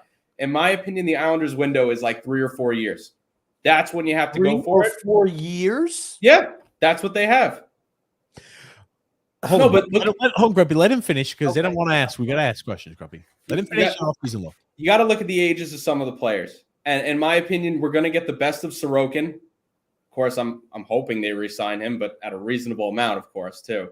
But we're going to get his best years now. Athletic goalies like him, just statistically and historically, no matter how great they are, you look at the Jonathan Quick types, they start really declining at 32, 33. He's already 28. I mean, this is his window. This is the win now window for him. Pelican Pulak, how many great years do we have left of that? None. No, that's not true. I don't believe in that. I think they're going to rebound next year, both of them, by the way, even better. I see a 3-4 year window with the core we have on the team. Now, you could say, the Matthew Barzal, the Bo Horvat contracts, they're 8 years. Grumpy, when they're rebuilding, it's going to be perfect. If that's the case, if that's what it comes to. Obviously, not everything's set in stone, but that's where I see the team at when Lou went and got Bo Horvat. I feel like that's the window that's created. Aside from that, we have to see who, after getting that defenseman in camp, is going to be playing on that first line with them. I really feel like they should go for someone with speed. I don't care so much as having 25, 30 goal Anders Lee there. I feel like they need someone who can keep up with Barzal. They have a few players that showed their face this year. One of them is Durando. I think should get a shot. And, you say, why not? You look at every top team in the league, even someone like the Leafs, they don't have 3 superstars on the top line. They have your Matthews, Marner, Bunting. They have someone else there that is just able to at least somewhat keep up. That's what the Islanders should look to do. But they got to get someone with speed on that line. So I'm excited. I'm excited to see what they try. I'm hoping it's not Bailey. I'm hoping it's not Lee. If we see more of the same, Grumpy, I'll be on board with you. So, Grumpy, I'll let you ask your first question because I have a few questions too about the offseason. Yeah, I'm just interested. To me, the 3 to 4 year window is that kind of now. Horvat, Barzal, okay. Anders Lee, still going to be here in 3 years. He's 32. Well, he doesn't worry me so much because I've already seen his problems. I've already seen him kind of fall back into this third line player. That's what I expect him to be for the rest of his career. It just is what it is. Okay, but we have no one who can replace him right now. I mean, as a player, we have nothing in the minor leagues. Absolutely, I already gave you a name. nothing. Matthew Maggio is going to step in and replace Anders Lee. I don't Last think year was William DeFore. Last year, everyone's William DeFore. What's interesting to me, TJ, they kept this Ruslan Ishikov kid around for a reason. I really think they gave him a full look last year in the AHL. Now, is he the best skater in the world, Grumpy? No. He's really shifty, though, and he's very creative. And I'd like to see him obviously get a look. Now, they're going to have preseason, and I hope they spend this preseason giving Barzal and Horvat different options. See what works. Give some kid a chance. Give somebody a chance. That's all I'm asking. I think a guy like Ishikov works well with a guy like Matt Barzal. Just creative he's a skater. He's creative. He moves. He's not going to blow you away with his speed, but he's shifty. And that's what the Islanders need. He's good on his edges, and I think he's got a good short burst of speed, which could hopefully launch maybe like an odd man rush going the other way. That's really what we're looking for in something with a partner like Matty B. But I'm sorry, Grumpy. I'll let you get back to your line of questioning. Anders Lee, 32 years old, 3 more years left. Brock Nelson, 31 years old, 2 more years left. John Gabriel show. John and Josh. I disagree with you. I'm not moving Josh Bailey now. If you were going to move him and give draft pick compensation, you should have done it last year, 2 years ago. Okay, year. Bury him in the minors if you want. He's 33. I'm not even counting him. JG Pajot, 30 years old. He'll be 31 when the season starts. 3 more years left. Kyle Palmieri, 32 years old. He's got 2 more years left. Casey Zizekas, 32 years old. He's got 4 more years left. It's like these guys. Zizekas, I'm not too worried about. His contract's pretty low. You got to agree there. It's like $2 million. It's $2.5 million, but everything adds up. You know, when you give Casey, first of all, why give Casey Zizekas a 6-year deal as 30 years old? Eric Howell was a better player, and they got him for less money and a third of the term. It's a Lou Lamoriello thing.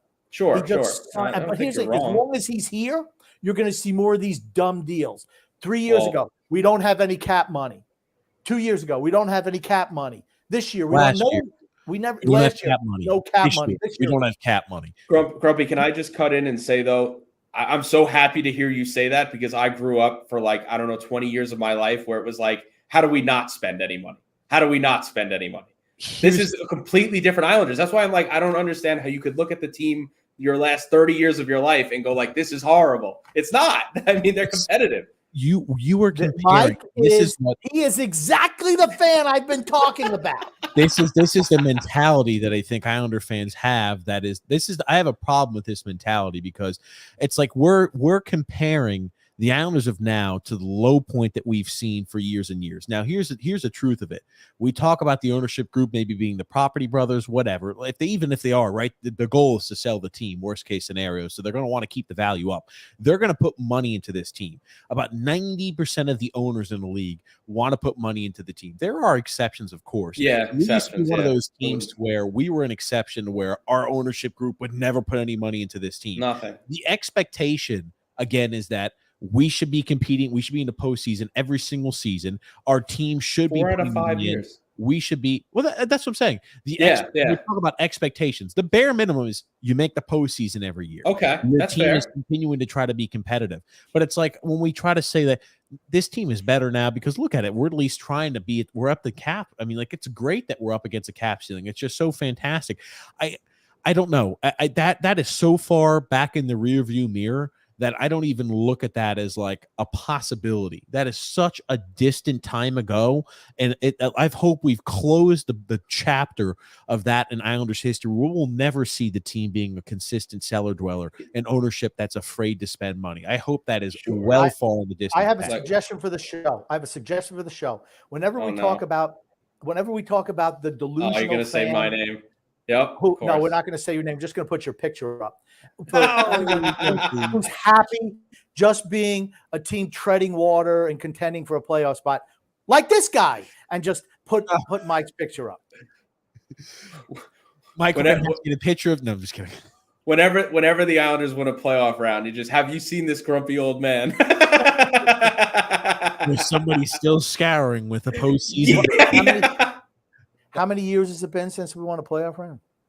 I'm just saying they've won 6 in the last 5 years. I don't know how you could be unhappy with that. The Florida one's not that. The play-in game, the play-in round was not a playoff round. The Leafs still lost it somehow. I don't care about the Leafs.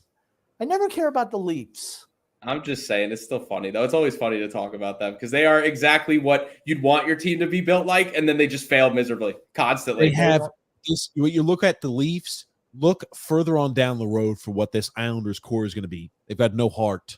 No heart at all. I don't think we'll ever be the Leafs. We don't have 3 superstars on our team. I'm saying I talked about like the cul-de-sac crew mentality that I'm worried about that continues to infect the others if you don't go ahead and tear it out. And it's not a good, right? Anytime you've got to go ahead and tear out an infection that's you got gangrene, you're going to have to go ahead and cut through some unpleasant parts. Grumpy already said it, though, and I don't know why he thinks they're going to re-sign all these guys. I definitely do not think that's the case. You have few of these guys, Grumpy, that are older that have like 2 years left. You think they're all coming back? If under Lou Lamoriello, maybe. You don't think he'll re-sign Brock Nelson back at 33? He absolutely would. If Lou Lamoriello is here, expect at least a 3 or a 4 year contract to Brock Nelson. Maybe you don't probably think he brings back. You don't think he offers 1 year extension year after year for Pajot, for Palmieri? It's what he does. He's still bringing back 38, 39-year-old Zach Parise on 1 year deals every year. I thought it was me. No, Grumpy gets a little delayed sometimes. This is Wi-Fi. Yeah, his mouth is moving at a different rate there for us. But gotta smack the router, Grumpy, a few times. Yeah, Grumpy. Yeah, there it is. But I think you're right though, Grumpy. He would consider if Lou Lamoriello was brought back, and this is the thing: if we chose a new general manager and said, or hey, Lou Lamoriello is going to be the president of hockey operations, and we're moving to general manager, kick his ass out the whole building, the assistant GM for Carolina, I would have a much different outlook. Yes, because I know that I've seen Lou Lamoriello. I've seen what he's done well. I also know what he doesn't do well. He does not trade and acquire assets well. He does not trade away assets well, and he's not acquire good top-end free agents. And so those are the issues I've got with him. Mixed views on that, of course. Really? Who has he moved away at the UFA? I mean, I said this to TJ the other day. I think I called in and said it. One of the biggest reasons he's had to do these moves is because, listen, I don't look back at Garth with a ton of hatred, but man, could that guy not draft? I mean, Lou can't draft either. Don't get me wrong. Lou has a pretty bad history himself. But man, if one of those top 5 picks we had just worked out, I mean, man, the Islanders wouldn't have to have done much. Michael Dowd still playing on our team 15 years later. All the guys Garth Snow drafted are still playing on us. I was about to say 70-something. The team that you don't think highly of. 70% now. Of this team. Not this age. 70% not when they're in their 30s. Not when they're in their 30s. 70% of this team is pretty much Garth Snow based team and Garth Snow draft team. He's been here for 5 years. It's certainly tough though. Well, he traded the first round picks away. It's not like he's going to have all these guys popping in. That being said, he's found some magic in the later rounds. I'm not going to deny that. Both Garth did as well. They both. That's pretty magic. Much. Hold on. What magic has Lou found in the later rounds? Well, Taze was Snow, right? So that doesn't really count. That's right. He doesn't count. Name one piece of magic. I mean, listen, Grumpy. I've been watching this George Magic kid. Mike. I have a friend who's a London Knights fan. Like he goes to the games and watches, and he goes, "You guys got like a really good player in this draft. This guy probably could have gone in the first round. Like he's a solid defenseman." Yeah, Isaiah George. I mean, this year, I feel like maybe it's the scouting, maybe it's not Lou, but I think they shifted towards speed and talent. It wasn't this over, everyone's 6'3", hits hard, plays against little boys, it was a shift in the mentality of drafting. And if that's the way we're going to go, it's hard to be mad at Lou, Grumpy. That's what you want to see.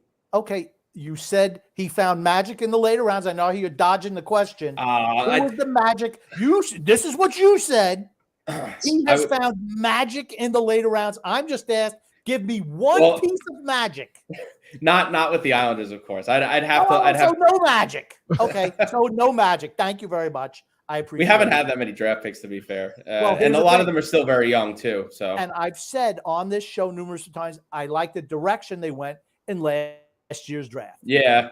Here's the thing: when you're moving draft picks again every year, you're not gonna. Here's the thing: Lou's not gonna find any magic in the later rounds. That's been established, and you acknowledged it, Mike. Thank you very much. Well, So no, a lot of the match. guys are still young, to be fair. There Like may Dufour, be well, magic. Dufour is a first round pick, right? No, no, no, Well, no. no, Dufour was a second round pick, right? No. Dufour was like a Like fourth or a fourth fifth. fifth round. Really? He was that late? Yeah. See, that's what I mean, though. There's a few. He was an overager too. He was an overager Well, as well. He can't skate. He cannot My skate. biggest concern isn't his skating. It was kind of that he got dropped in the NHL and he looked like he didn't know what he was doing. I think that was more so the concern. I think he was used to Grumpy just going out there and scoring goals. I think he got to the NHL and he's like, that's not what I'm doing. You know, it kind of. They gave him one game, and it was against Boston. It was a hard. He didn't look right. It's tough to put him in against Boston the way this year's regular season. But the thing, I think there are guys who maybe could be contributors that we drafted late in these picks. But like again, like we talk about the symptoms. You said we need to trade away Josh Bailey so we can free up cap space and get maybe a guy like Severson or Orlov to go help on the defensive side of the puck. Okay, in all reality, Josh Bailey, to trade him away for 1 year of his contract, who was a guy who was healthy scratch at the end of this year, he's probably going to cost you draft capital. So maybe you give up a second or a third round pick next year. Maybe give him this second round pick, this year's second round pick, so you're without a pick in the top 3 rounds in an extremely deep draft. That may be a possibility. They say it's extremely deep draft every year, don't they? I mean, 1 year they'll be like, oh, it's not as good, but Look I don't know. Look at the point production for these young men that are out there who are supposed to go like in the teens. They're putting up 100+ points in the OHL. I mean, like guys like that. This is a really good draft for forwards. Forward group. Defensemen, not so much, but forwards is a really good draft for forwards. I mean, that pick we traded for Romanov, I'm pretty sure we would have taken Frank Nazar, and I liked him, but man, he got seriously injured, and who knows what the heck's going to happen there. I guess we have to wait and see on that trade, but right now it doesn't look like such a bad trade because the Islanders got something out of what would have been nothing right now, pretty much. Okay, but we don't know. They would have picked Frank Nazar. No idea. I think they would have. He was pretty high end. We also don't know if he would have gotten hurt, I guess then, but at the same time, I mean, we were talking about at that selection, right? You could have gone McGrady. Wasn't bad. Rucker McGrady. I know I spoke. I'm like, okay, he doesn't skate all that fantastic. He's a guy who's more of a power forward type. I like I like Lettermacky. I like guys like Murhishkinen, who had, I think he had Hodgkin's lymphoma, but like he's a guy who was one of those Russian players. It's like I like Grumpy, like Snuggaroo. It's sad, right? Because we were so pumped. Oh man, we're gonna at least have a selection there. Hell, I would have been fine trading back and looking at a guy like Sam Renzel or even looking at Brad Lambert, like guys like that. Isaac Howard, been fine trading back to get players like that. But I mean, it's tough to say who we would have selected, what we would have done. Nobody has any idea. But scientifically speaking, the more kicks at the can that you have with earlier selections, the more likely that maybe you're going to get a guy who pans out. Yeah, and you get cost certainty with those players for years. When you are depending on veterans, taking mid-level veterans, and have to overpay them because of past performance. That's why you're in salary cap jail every year. You can't go after big name free agents.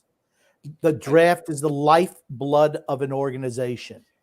It's tough for me, TJ, to feel the way I do sometimes because, as you know, I love numbers. I love analytics. Grumpy hates them, which is so hilarious because they support most of his viewpoints, which is very funny because he's so anti it, but he literally sounds like the analytics writers that I read every day.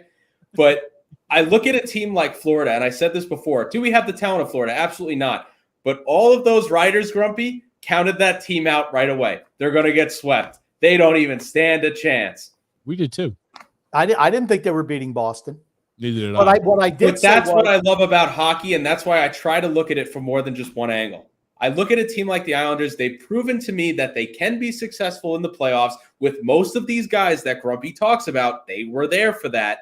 Sure, they let go of Taves, which frustrated the hell out of me because I saw the potential in him. The numbers backed it up.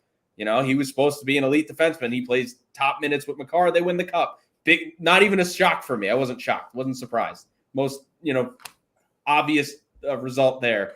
But I see an Islander team that's going to outwork you, that has defensive structure. If Lane wants to actually utilize that correctly next year, I think they should go back to more of a defensive style.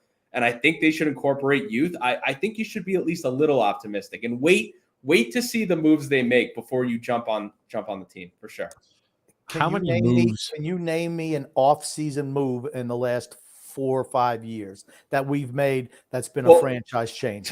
Part of the problem, I don't even think comes down to really Lou Lamoriello. That's it. It goes back to what the Islanders were dealing with the two arena situation. And one of the biggest reasons Panarin probably laughed when he found out he had a $12 million offer here. He wasn't going to play in two arenas. You know, who are we kidding? And it sucks. Don't get me wrong. I love the guy. I wanted him to be an Islander. I'm sure we all did. But you have to kind of change the mentality of the team. And I think the new arena is a big factor in that. I know you guys read that stupid article where someone ranked it based on how far you have to walk. Like, what do these people expect to be dropped off by helicopter? Like, I understand it's not the most comfortable situation, but the in-game experience, top of the league. One of the best. That's what it says everywhere else. Okay, you're dodging my question. No, I like my history. Here's the thing. I said Grumpy's in the last 5 years. TJ, you get where I'm going with this. In the last, I'm paying attention. in the last 5 years, name a game change or even name a. They haven't. But the Islanders have to get over this old stereotype that they play in a dump that nobody wants to play at. Alan Hahn did an interview with a superstar years ago when they played at the Coliseum, and he said, "Who the hell would want to play in this dump? Look around you." And he was right. I mean, no one wanted to come here. They have to get over that stupid stigma that's been around forever. It's going to take a while. And how do you fix that? You bring in someone like Bo Horvat, who goes on the record and says, I don't know why more free agents don't want to come here. It's fantastic. You don't think everyone read that? You don't think people don't care about what he has to say? This is a guy who is highly regarded on the market, Grumpy, no matter how you feel about him. He was sought after by 20 other teams. I think 15, 16. I think a guy like with Bo Horvat, I think we should be a more desirable destination for absolutely agents. But here's the thing: you have the fan base, or about 70% of the fan base. You say, well, Lou Lamoriello is just making all of his offseason moves at the trade deadline because no, if we don't go ahead and trade up these draft picks, pretty much kidnap them, and then go ahead and sign and show them what Long Island's like, they're never going to sign here. I just think that's such a lazy excuse when people say that, because I do believe that this is a desirable destination where you could say, great, are you at Madison Square Garden? No, you're at Belmont. That's the oddest thing. I don't understand why that's such a destination. I've been in the arena. New York is New York. It's a New York thing. Yeah. I was about to say, people who live in New York maybe think that way, where it's like there's such a big difference. But for people who don't live in New York, though, I'm going to tell you the way we view it. New York is New York, and it's not Columbus, Ohio, and it's not like it's not like Arizona Coyotes and shit like that. It's freaking New York. So, But the arena was the biggest reason. And then they went from what players considered a dump to two arenas. So there's this age-old stigma that has to be removed. You have to show players by bringing them here, hey, it's a great place to play and live if you have money. They've been in this arena for 2 years now. They've been in this arena for two straight years now. I'm not trying to depress you, Grumpy, but people are going to look back 15, 20 years from now, and they're going to understand why it took this process to get the superstars here. I think the Islanders are going to be a lot closer to the Rangers as time goes on. It's a process. It's not going to happen overnight. I say this to people. You can't expect the Islanders to sign McDavid tomorrow. It's not going to happen. It's just not going to happen. He's not even available. They can't even sign Joe Montadance. Well, they signed no one in the offseason. Well, Grumpy, listen, besides the cap space, obviously, which is pretty full, who would you want them to sign that's an elite player this offseason? What Grumpy would want to do, same with us, is we would want to start restructuring the team. And again, it's the philosophy. What do you mean by restructure? They should have moved. They should have moved. I heard Grumpy say, "Oh, they should rebuild and keep Sorokin." That's the opposite of rebuilding. That's going to keep you mediocre forever, Grumpy. They're going to be mediocre for 6-7 years. That's what you want? Here's the thing. We have so much dead wood on this team.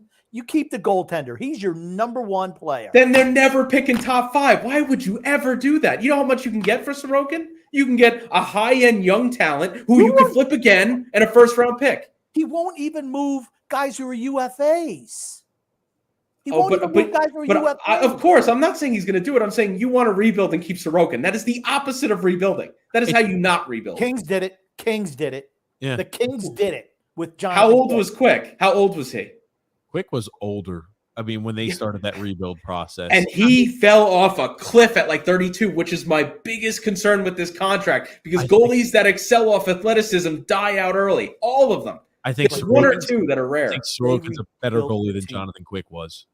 I did. That's okay. I need Sorokin to give me a 940 playoff performance. If he can do that, I'll agree with you. He's got to be on that level. You could put guys like Drew Doughty and Anze Kopitar and Dustin Brown and guys that like Kings team still wasn't that special. TJ, they barely made the playoffs. I'm talking about the one that slipped into 8th place and won the cup. Am I wrong? Wasn't that the first time? And then Quick had a 940, right, or a 945. Yeah, he was great. He was really great. But I need Sorokin to do that, Grumpy, before I put him even in that tier. I mean, of Quick in his prime. I'm saying in his prime, not now. Now, TJ's never thought Jonathan Quick is that good. I think they excelled in the postseason because they played the collapsing style defense where they laid 5 people in front of the net and they had a million block shots and they had a bunch of these shots from the periphery. And that's the reason he made saves. He was never a guy who was tested in the postseason. Did he make fantastic saves? Sure, but they sat in a freaking collapsing style. I agree with you. I don't. In front of him. I was not a Jonathan Quick fan. All my point was that the Kings rebuilt their organization in what, 6 years? Keeping Kopitar, Doughty, Brown, and Quick. Everybody else got moved out. I don't think any of those players are the caliber of Ilya Sorokin. Now, you can tell me I'm wrong, but they've all cratered. Probably harder than we hope Sorokin does, but I don't think Sorokin's going to crater in the next 3-4 years. I think he's going to be phenomenal. But what happened was they rebuilt around those guys so they have some continuity, and then they transition those guys out because the Kings are a good team. Guess what? We can't beat the Kings either. I guess it was a good thing that Drew Doughty fell off a cliff, because if he still was the same way he was in those cup runs, they weren't rebuilding too well. They're picking 14th or 15th probably. So that's lucky them. It happens, but it doesn't. But the whole thing is they kept those guys. They kept some veterans around, like who would be Barzell, Horvat, Dobson. No, Sorokin. I think Grumpy's misunderstanding, though, that Sorokin, even in this past year, was a large part of the reason the Islanders made the playoffs. I mean, I don't know where they would have been without him. I'm not saying they'd be bottom 5, but they certainly wouldn't have been in the top 16. If the team is super shitty around him, he's not going to be winning playoffs. He's not going to be getting us in the playoffs. Correct. Yeah. Have to transition away from half the yeyear they played really shitty. I mean, like I said, at the beginning of the year, I was pulling my hair out. The comeback wins were nice, Grumpy, but they were comeback wins for a reason. They would just not play for the first half of the game. If you use all these pieces that are on expiring deals like we should have done this last year, you would have picked up at least probably a 1st-round pick for Mayfield, maybe about a 3rd-round pick, a 2nd or 3rd-round pick for Parise, and at least I'd say a 2nd-round pick for Varlamov. So you become away with a bare minimum, probably a 1st, 2 seconds, and a 3rd, and you would have kept your 1st too in this scenario. I heard you guys say this last podcast too, and my counterpoint to that is there really was only one goalie moved at the deadline, I believe. So I don't know what the market exactly looked like. And I also knew Varlamov would not waive to go to a few Canadian teams that needed him. So if that guy's not willing to waive, I mean, there's really not much Luke can do. I mean, as a general manager, I would have been fine trading him within the conference. I know some. Gotcha. I'm not saying you guys are wrong, but I'm also saying the point that we don't really know. I mean, if someone offered a 7th-round pick for Zach Parise, I mean, I'm not going to do that to that guy. Bye. You're freaking 40 years old. Goodbye. And maybe you got a Matthew Maggio. That's a really bad look on the organization too if they do that. How have the good looks helped us in free agency so far? You trade a 39-year-old free agent, and that looks bad for the organization? I don't care. I don't care what it's not a retirement home. I don't know why. It's not a retirement home. You produce or you're gone. You're a UFA. Look at it this way, TJ. If they didn't make the playoffs and didn't do that, it definitely looks much worse. But when you make the playoffs, they definitely were better with those guys. Unless Grumpy wants to say they would have been better with 1st-round picks in the 1st round. Maybe the 1st-round picks would have scored some goals. I don't know. It's futile. It's futile because we held on to all of those individuals. Our backup goalie who only played 2 games and lost 2 games since the trade deadline. We held on to a guy who was our last pairing. I don't know. Some people maybe want to argue who's a top 4 defenseman in Scott Mayfield. That's fine, right? Whatever you want to argue. We held on to him, and he's going to walk as a free agent because he's never been paid before really as a hockey player, as an NHLer, more than $1.14 million a year. He's going to get paid now. And we held on to a guy like Parise who may, for all we know, he may retire at the end of the day. We have no idea. We held on to all of these pieces to where what was the end result? Getting bounced in the 1st round because our team wasn't a Stanley Cup competitor. So instead of saying we're not going to compete, it would have been more palatable. TJ, wouldn't you say the argument though is you're never going to consider this team a Stanley Cup contender? No, I think we can get to a point to when really. Here's the I thing. don't get that vibe though from you guys. I kind of get the vibe that no matter what they do, they really can't be that good. And you know what? Some people would agree with you. There's a lot of people that would agree with you. Actually, there was a window that was open. And when we came off the back, the second end or the second, when they traded Taze, I thought it was closed. I thought the window was still open. We were still making Eastern Conference Finals, and the next year we did too. And I said, this we talked about it. I said the fall from grace is hard and fast. Well, they made that Chara move, and that was they did nothing to improve the team in those 2 years after losing to Tampa. Period. You lost to Tampa the first time. They did nothing to improve the team in the offseason. You lost to them again in the semis, and you did nothing to improve the team. That's when I started souring on the team. We love this group. Your group was never good enough to beat Tampa. And you're never freaking ever good enough to beat Tampa. You did nothing to improve your team 2 years in a row. Here's the logic behind it, though, TJ. I mean, Lou made the big Bo Horvat trade.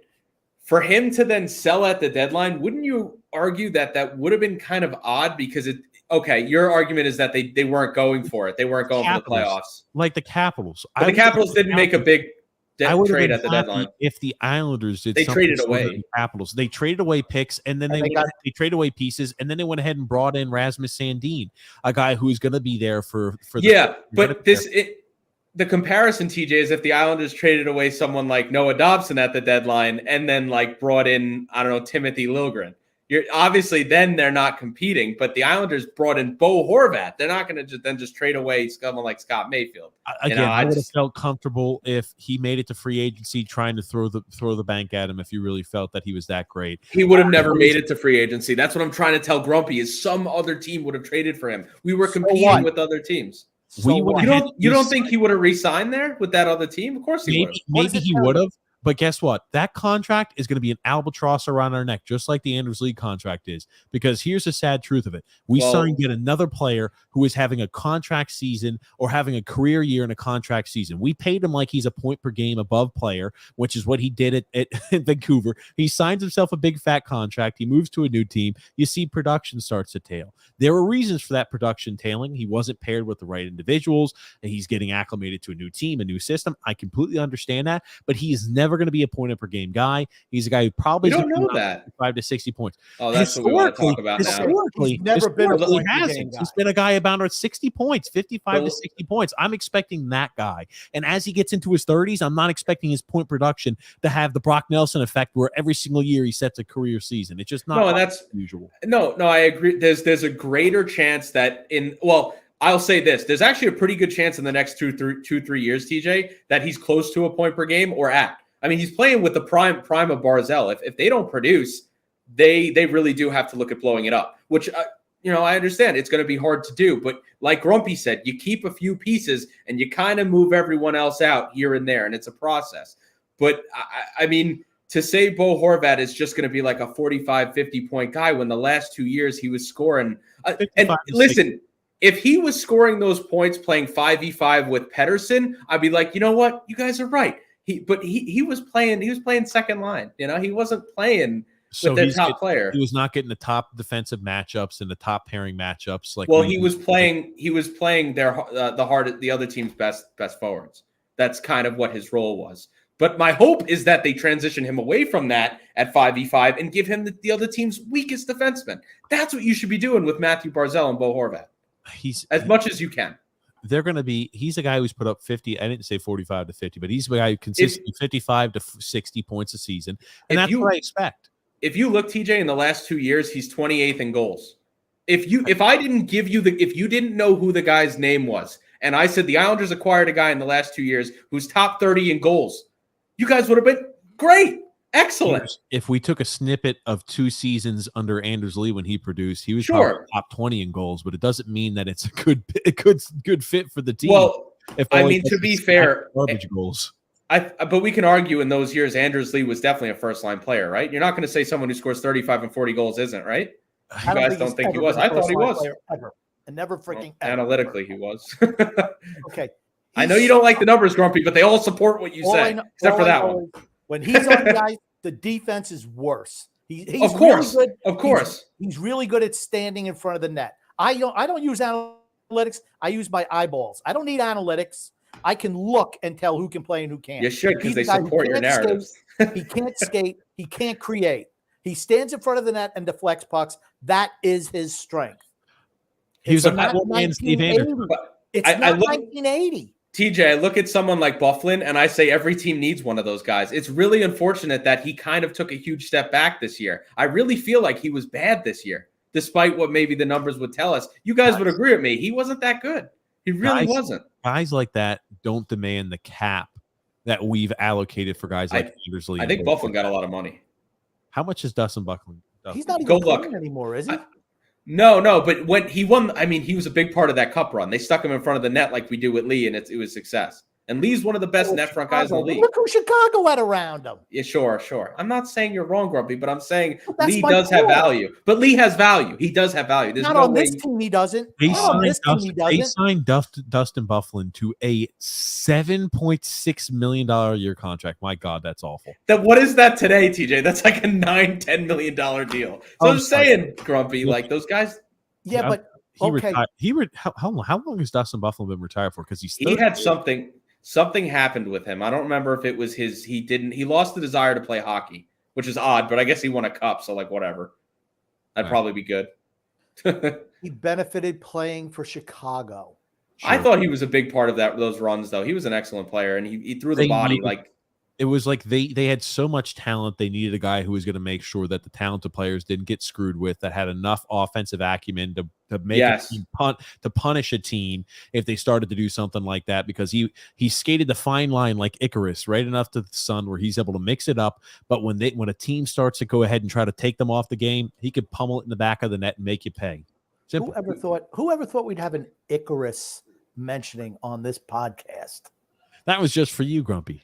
Don't you know? Okay, but when Buffalo you were was talking playing, about sorry, Graham, you were talking about free agency though, right? That was like what this stems from. And my point is you have to give it time. I know that's the last thing you want to hear, but I say this to everyone, even Mr. Gaines, who is on your show, is the Islanders are never going to sign anyone ever. For the rest of our lives, we're going to be 80 years old in a retirement home going, the Islanders signed no one again this year. I don't think that's a reality. I think we're going to be a lot closer to a team like the Mets. Maybe that's a bad thing to say. I don't know. Maybe that's not what you want to hear, but we're gonna be considered a pretty much a high end market. I think in the future. I think it's only gonna be up from here. That's my optimistic way of looking at it, because from the team that I saw growing up, where I would have 5,000 people in the arena with me and a whole row of people from Quebec behind me chanting for our relocation, that is far gone and never coming back, in my opinion.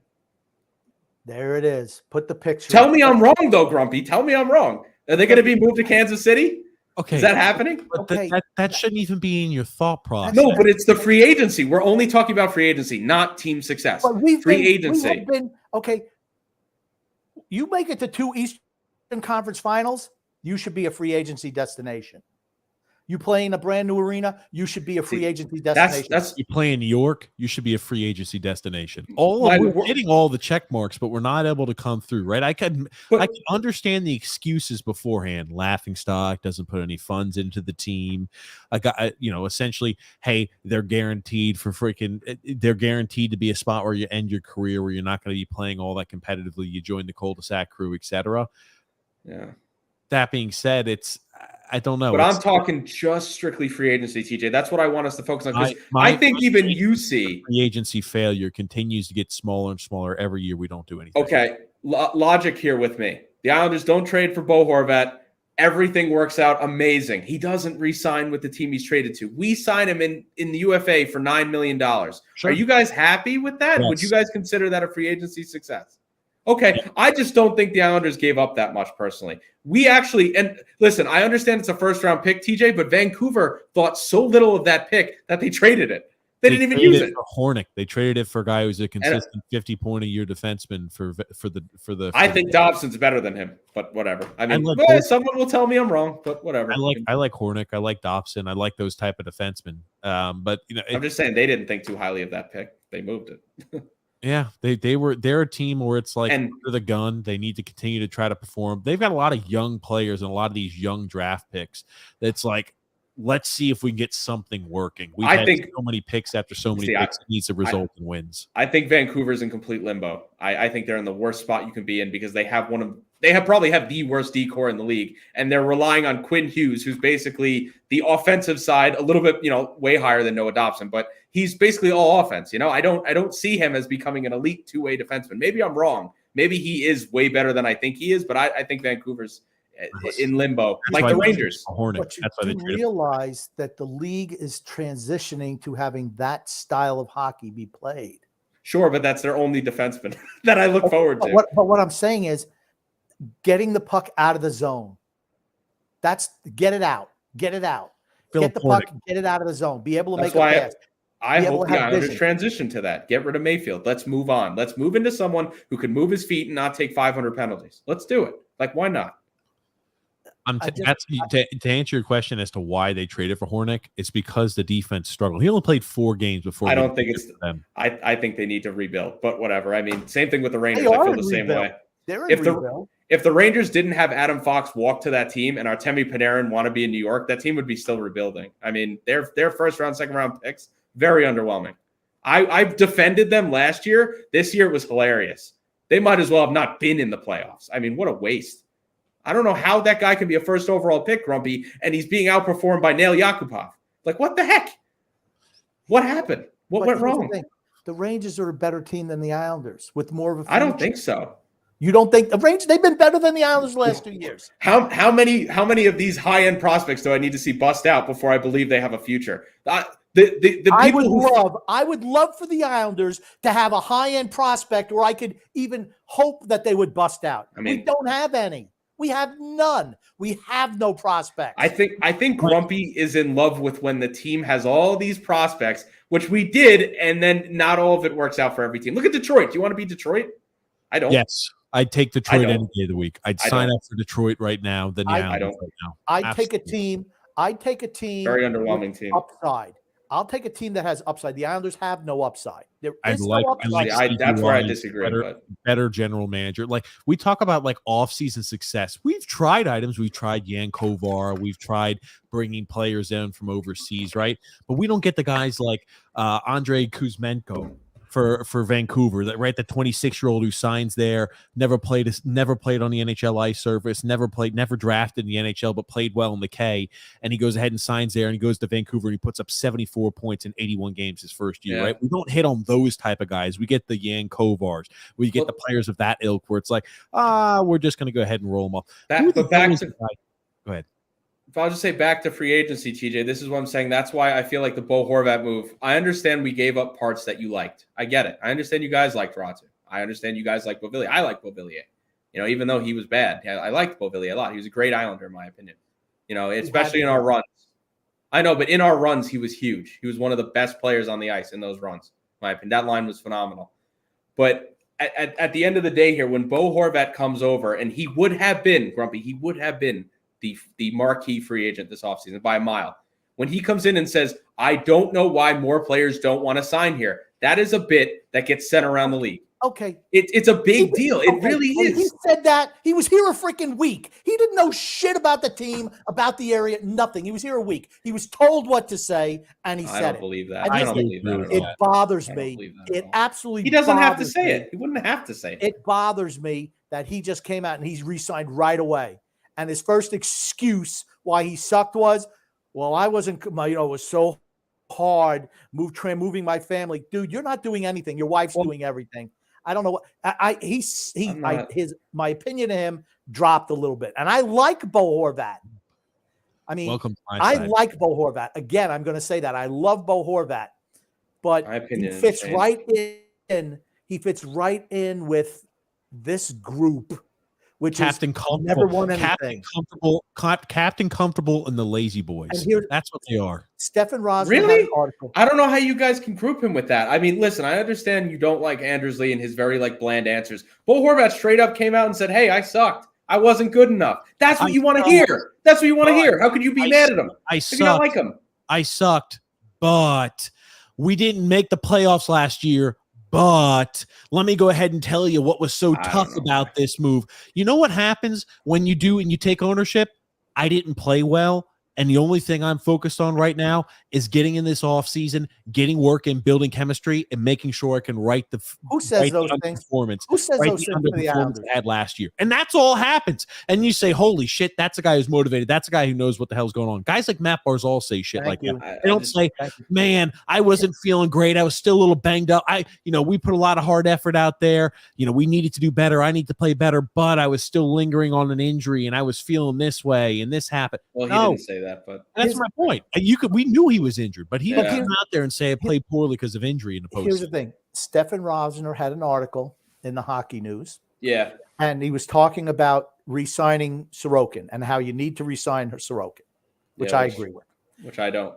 and he says, you know what? Aiden Hill, baby. What are the things that you need that they can offer Sorokin? And number one was comfort.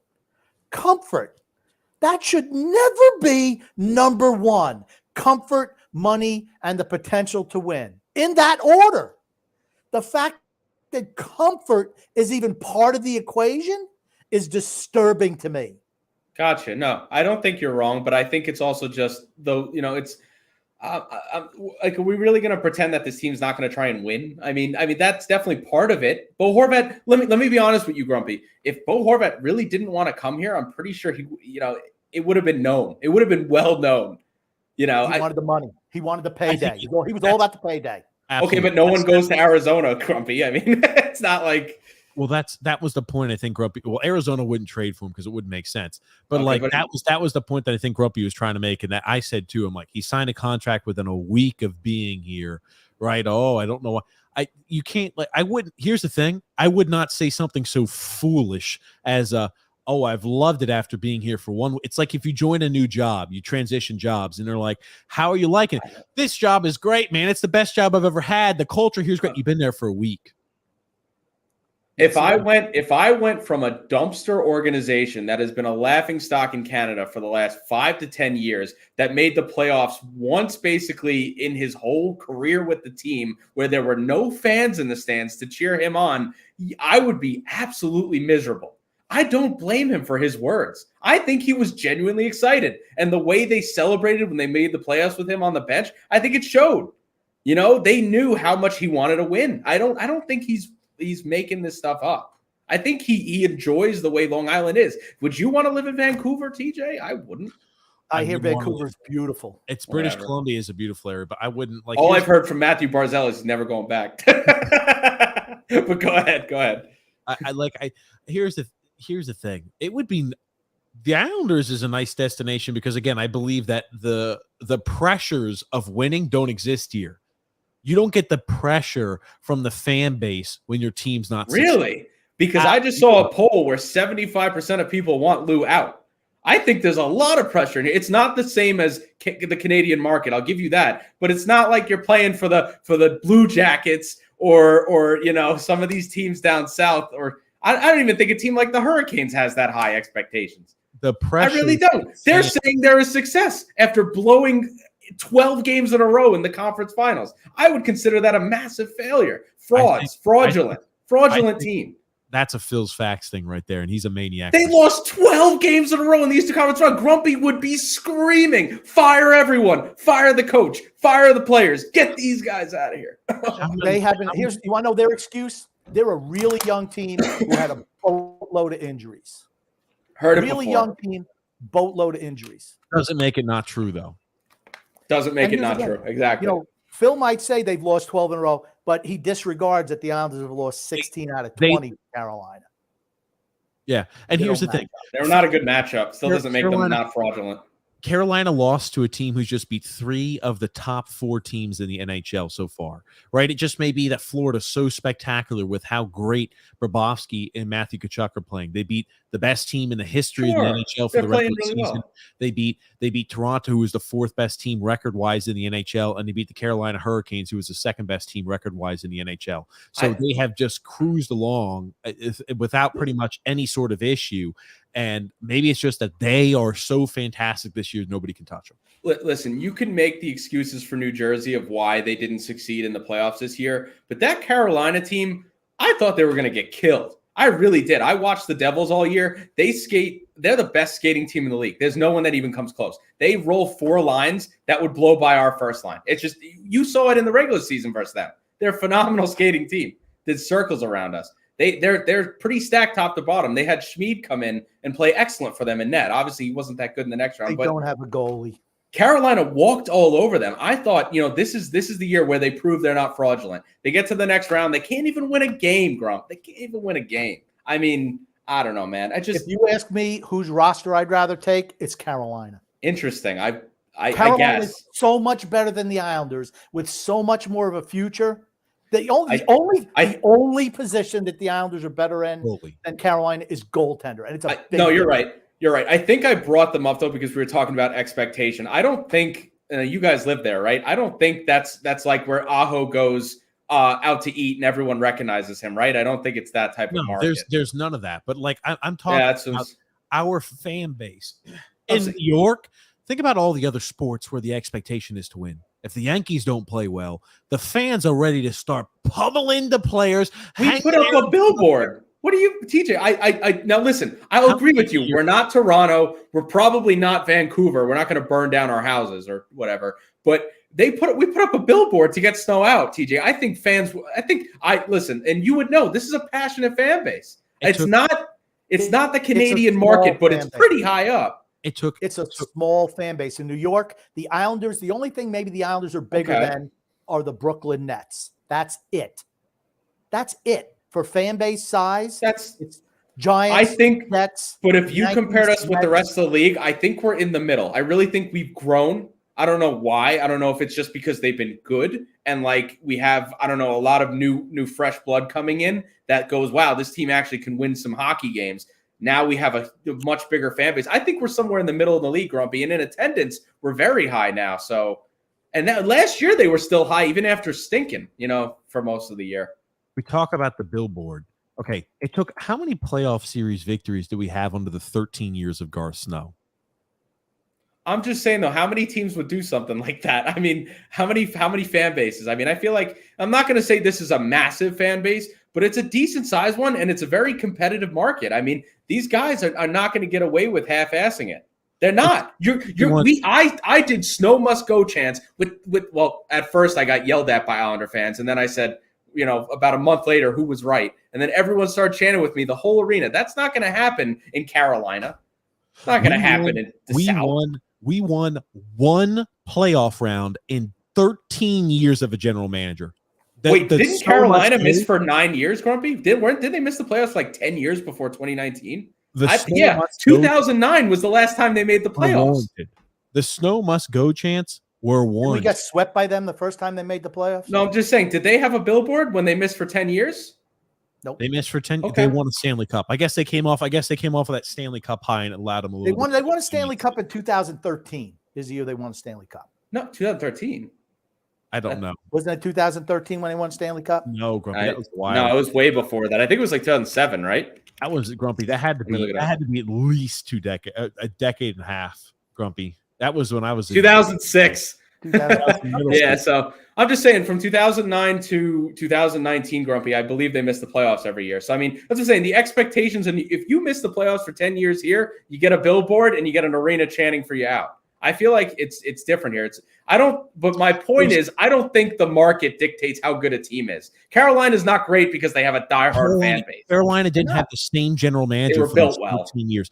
Carolina didn't have the same general manager for those 13-year time frame. We kept the same general manager with one postseason round victory for 13 years. So, I think we're extremely docile. It took 13 years. 13 years of the same general manager to finally get some fucking nuts behind it to fucking start chanting Snow Must Go and to hang up the billboards and walk out on Wong, Grumpy.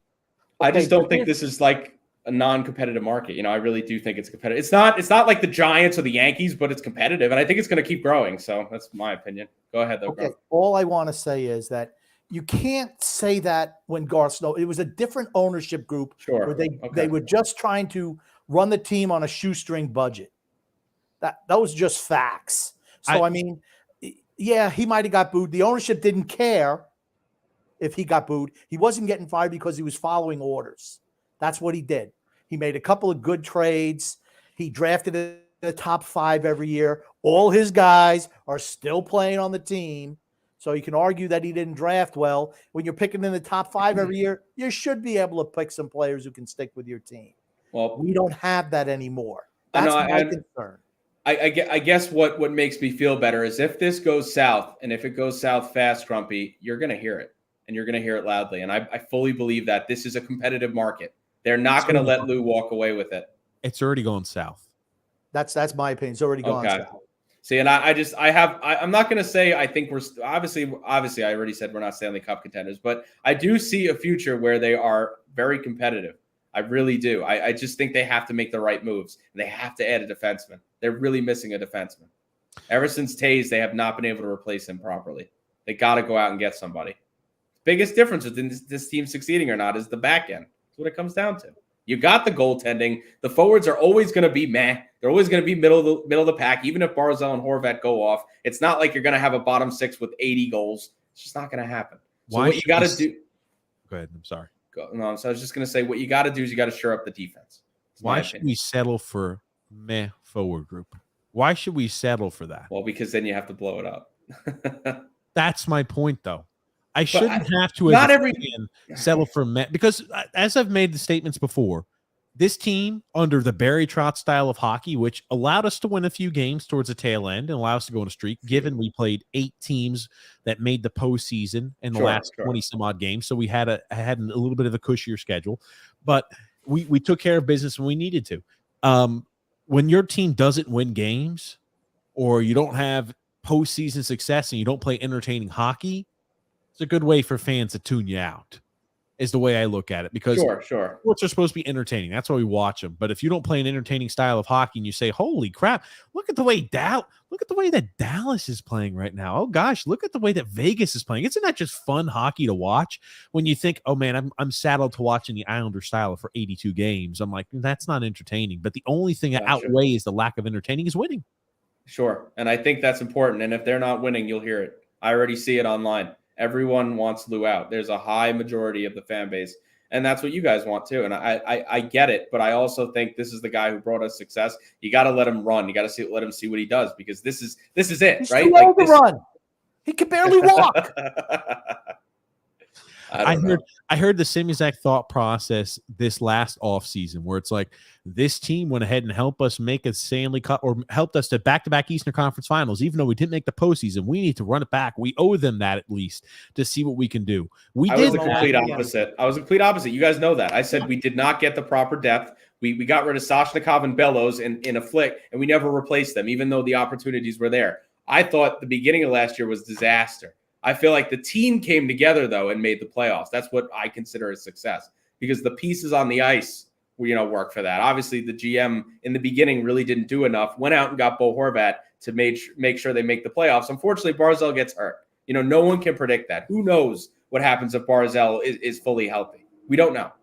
But I think of Barzal higher than most people do. I consider him a top, well, I would have said top 15 center, but I consider him a top 20, top 30 player in the league. The points aren't there, but I don't think any player would succeed with the situations he's had. It's just, I agree with you on that. And like I said, there are numbers with him that if he just changes his game in the offensive zone a little bit, he's a 90-point guy. I mean, he's there. It's just, I like Matt Barzal, but it's like trying to tell a zebra to change its stripes. He's not going to do that. I wish he would, but he's not. He's 24, 25 years old. He still has it's almost like he's allergic to shooting the puck. He's always going to be that way. I'm not expecting an old dog to learn new tricks. Can I just say something? I don't think he's old. I think he's 25. He's just entering his prime. Now, Mike said he didn't, Aiden Hill, that's his new hero because he gets paid nothing.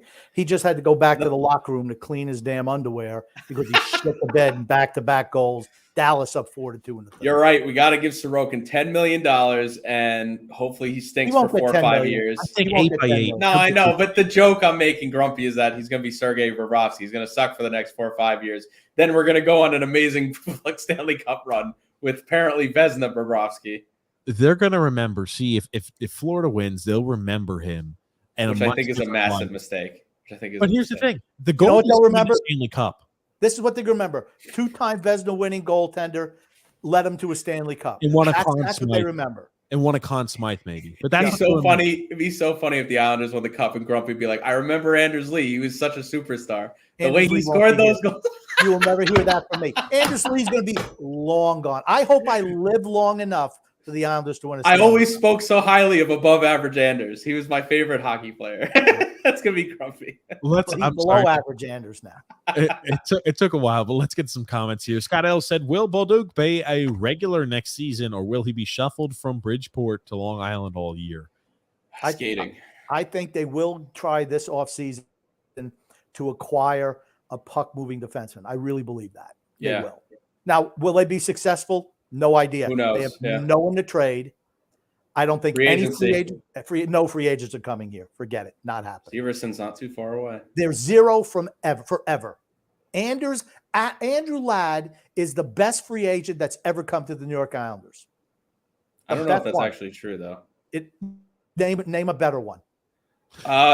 Wasn't there disasters in the 90s where we got some like very high end? This is before I was born, I think. Nope. What Nope. was Kirk Muller a trade? Yep. I don't remember. He was gone. He didn't want to be here. I don't know how moved him out. long I was alive for that, but Freedom Fun Adventure says all Islanders defense struggled last season. What I want to point out is Dobson and most of the Islanders need to fall in love with the gym. MMA training did wonders for Matt Martin and Oliver Wahlstrom. Okay. He's a soft guy. He's never going to be a guy who's rough and tumble and use his full body the way he needs to be a physical, imposing defenseman. He just won't be that way. Well, that's probably better. We don't want him to get hurt either. We've seen what happens when you do that. He's got a big frame. I wish he threw the body around a little bit more and was more proactive with moving players out in front of the net, but he's not that guy. I know that's what I'm saying. He's not. I know.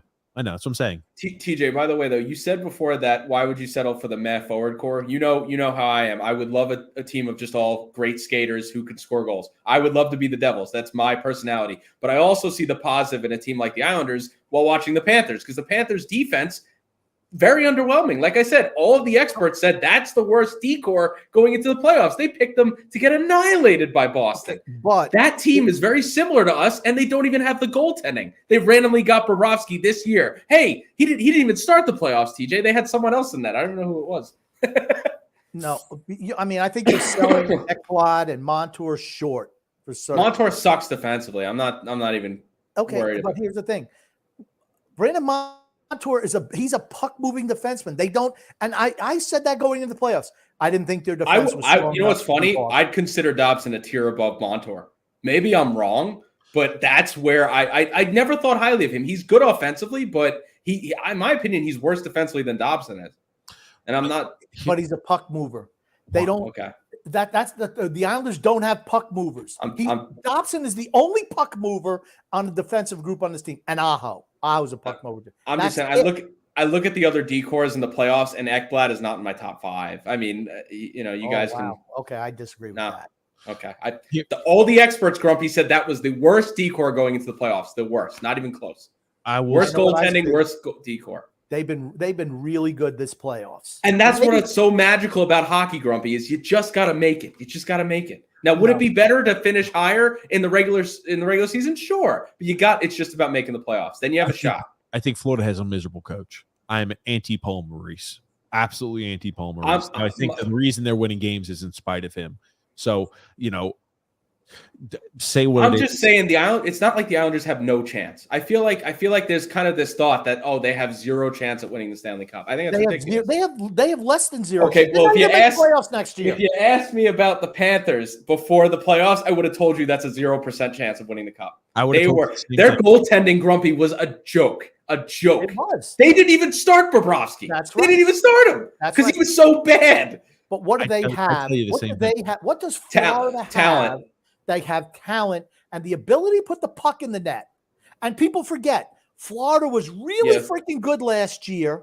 There's been 3 of the last 5 Stanley Cup winners won the President's Trophy the year before. When the Islanders won their first Stanley Cup, it was the same thing. They were the best team in the league for a number of years, and they wound up choking out in the playoffs. They didn't have a great regular season. They won the Cup after winning the President's Trophy the year before. They have talent.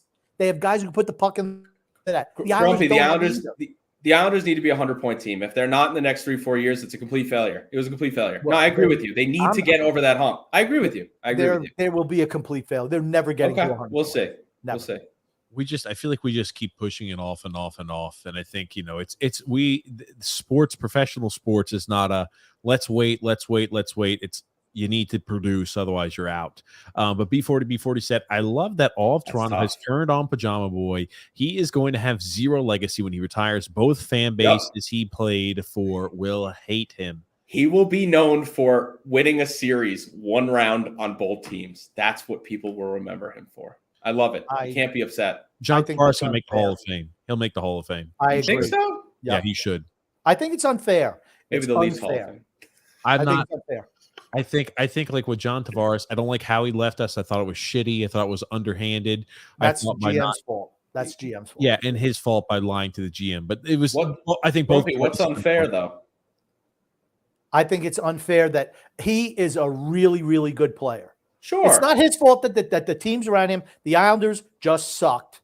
Were not good enough. And Toronto didn't have enough heart, and they played in the same division as Toronto and Boston. To me, they acquired an $11 million center who was going to decrease in value every year, guaranteed, because his skating lost a step with the Islanders. We saw it firsthand that his skating was going down the drain.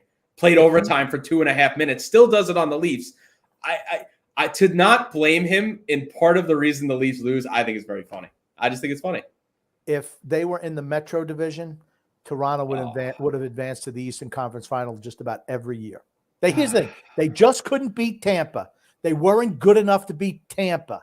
That was the problem with Toronto. Before that, and they weren't good enough or didn't have enough. Which is funny because they outplayed them last year and lost to them, and then they got outplayed this year and beat them. It's like that's when your goalie doesn't have a good series, you wind up losing. I guess. And here's the thing too, right? Majority of his points were against the Tampa series. He was one of the big reasons why Toronto won that series against Tampa this year. What do you have? 7 points in 7 games and only 1 point in the next however many games they played. Listen, TJ, he plays with Nylander. That's all I got to say. Nylander carries that line hard.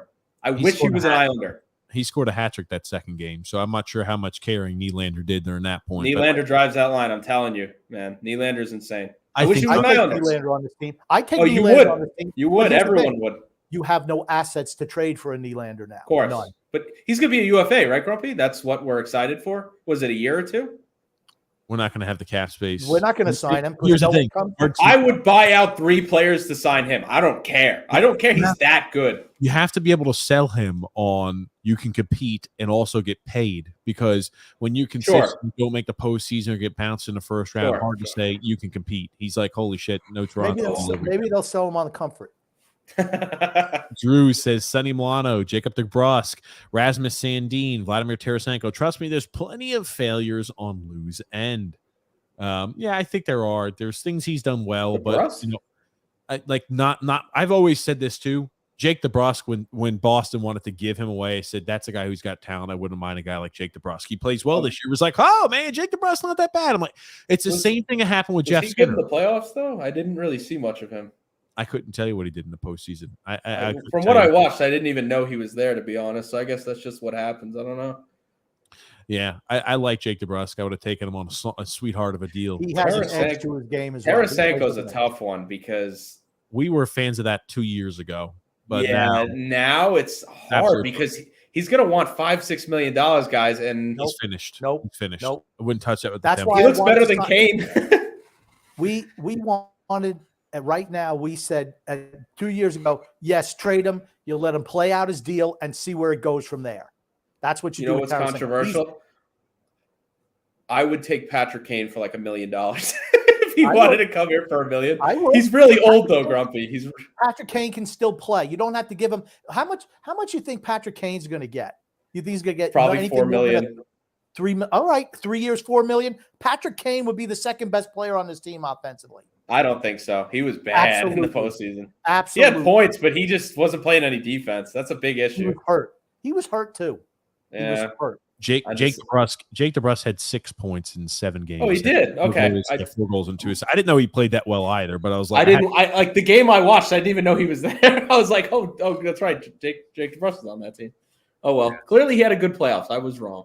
Probably. I would be down to have like, but he was like guys like that, like even Jeff Skinner. Remember what? Oh, Jeff Skinner, he's finished. He's this. I'm like, you could see the talent. Jeff Skinner's not. He's making finished. $9 million though, right? Yeah, Yep. but That's a lot of we had money. that discussion where if it's like if Carolina, or I'm sorry, if Buffalo was willing to retain cap hit on him, would you take him? We're like, absolutely. But other people, Phil was anti Jeff Skinner. You know, it's just you want to buy on a player when he's at his lowest point if he still has a chance to Of course, yeah. It's honestly though, it's really hard to know some of these things. For every one that works out, one goes poorly. It's just how it is. Mikey D says, I don't like the Islanders, the Rangers comparison. I don't like the Islanders Rangers comparison. Mike, in the last 5 years, the Rangers only started to care about winning in 2021, 2022. That's so false, though. When you have a Norris caliber defenseman walk to your team, and everyone knew he was going to be really good, you have a goalie come overseas who wins the Vezina. I mean, maybe that was last year, but he always looked good. And you have Artemi Panarin walk to that team and say, okay, I'll take less money to play in the bright lights. I mean, you have literally a piece in every part of goalie, defense, offense that makes you a Stanley Cup contender. That team only started go look at the last 3 years. They've had like 40, 50 wins. That team doesn't care about winning. What? I think that the organization when they were in that rebuild mode. I love when it's called a rebuild though, because they never rebuild it. It just never happened. They made 2 top picks and that was it. That was the end of the rebuild. Part of the rebuild. When you suck and you get those. I hope the Islanders rebuild like that, Grumpy. We'll all still be young. You can't because you keep on trading away first-round picks. I get it. Grumpy, now, I think Ponyberg Curtis sent this to us. This is Jamie Benn getting ready for next game. This is him getting ready for game 6, Grumpy. That's hard. He's just, as you can see, he's just falling on the ball. He's not actually hitting it. It's a mistake. I like it. He just fell there though. He wasn't pushing the ball. I can't believe, looking back on it, man, a 2-game suspension was quite low. But I mean, I think they thought that, there's no way that Dallas is going to win the next 2. I have to be honest though. I know these guys are professionals, but anyone who's played pro sports, you definitely get that moment where you want to rock someone, and it's hard. I mean, I'm not justifying what he did, but I can tell you when I played soccer, there were so many times it was hard not to, I just want to step on someone's ankle. You know what I mean? It's just, I don't know. There are moments when someone pisses you off. Maybe Stone bit his ear or something, or kissed him. You don't know. Here's the thing. If Dallas wins a Stanley Cup, that cross check to the back of the neck will be remembered much differently by a lot of yes. It's funny how if you win, it changes the perception of what that does. We're not justifying it, by the way. It was horrible. You shouldn't do it, but everyone has felt that's played professional sports. In that moment, you want to kill someone. I get it. It happens. Ben lost control. He lost control. That's what happened. Then he made it worse by lying about it. Oh, no, B40. We love the fisherman. What the hell? No, B40. We love the fisherman jersey. I get it.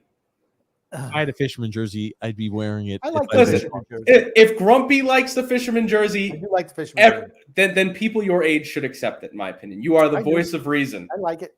Doon says, Mike, which jersey behind you brings the Islanders good luck when you wear it? Also, did you ever throw up while wearing one of those jerseys from too much excitement?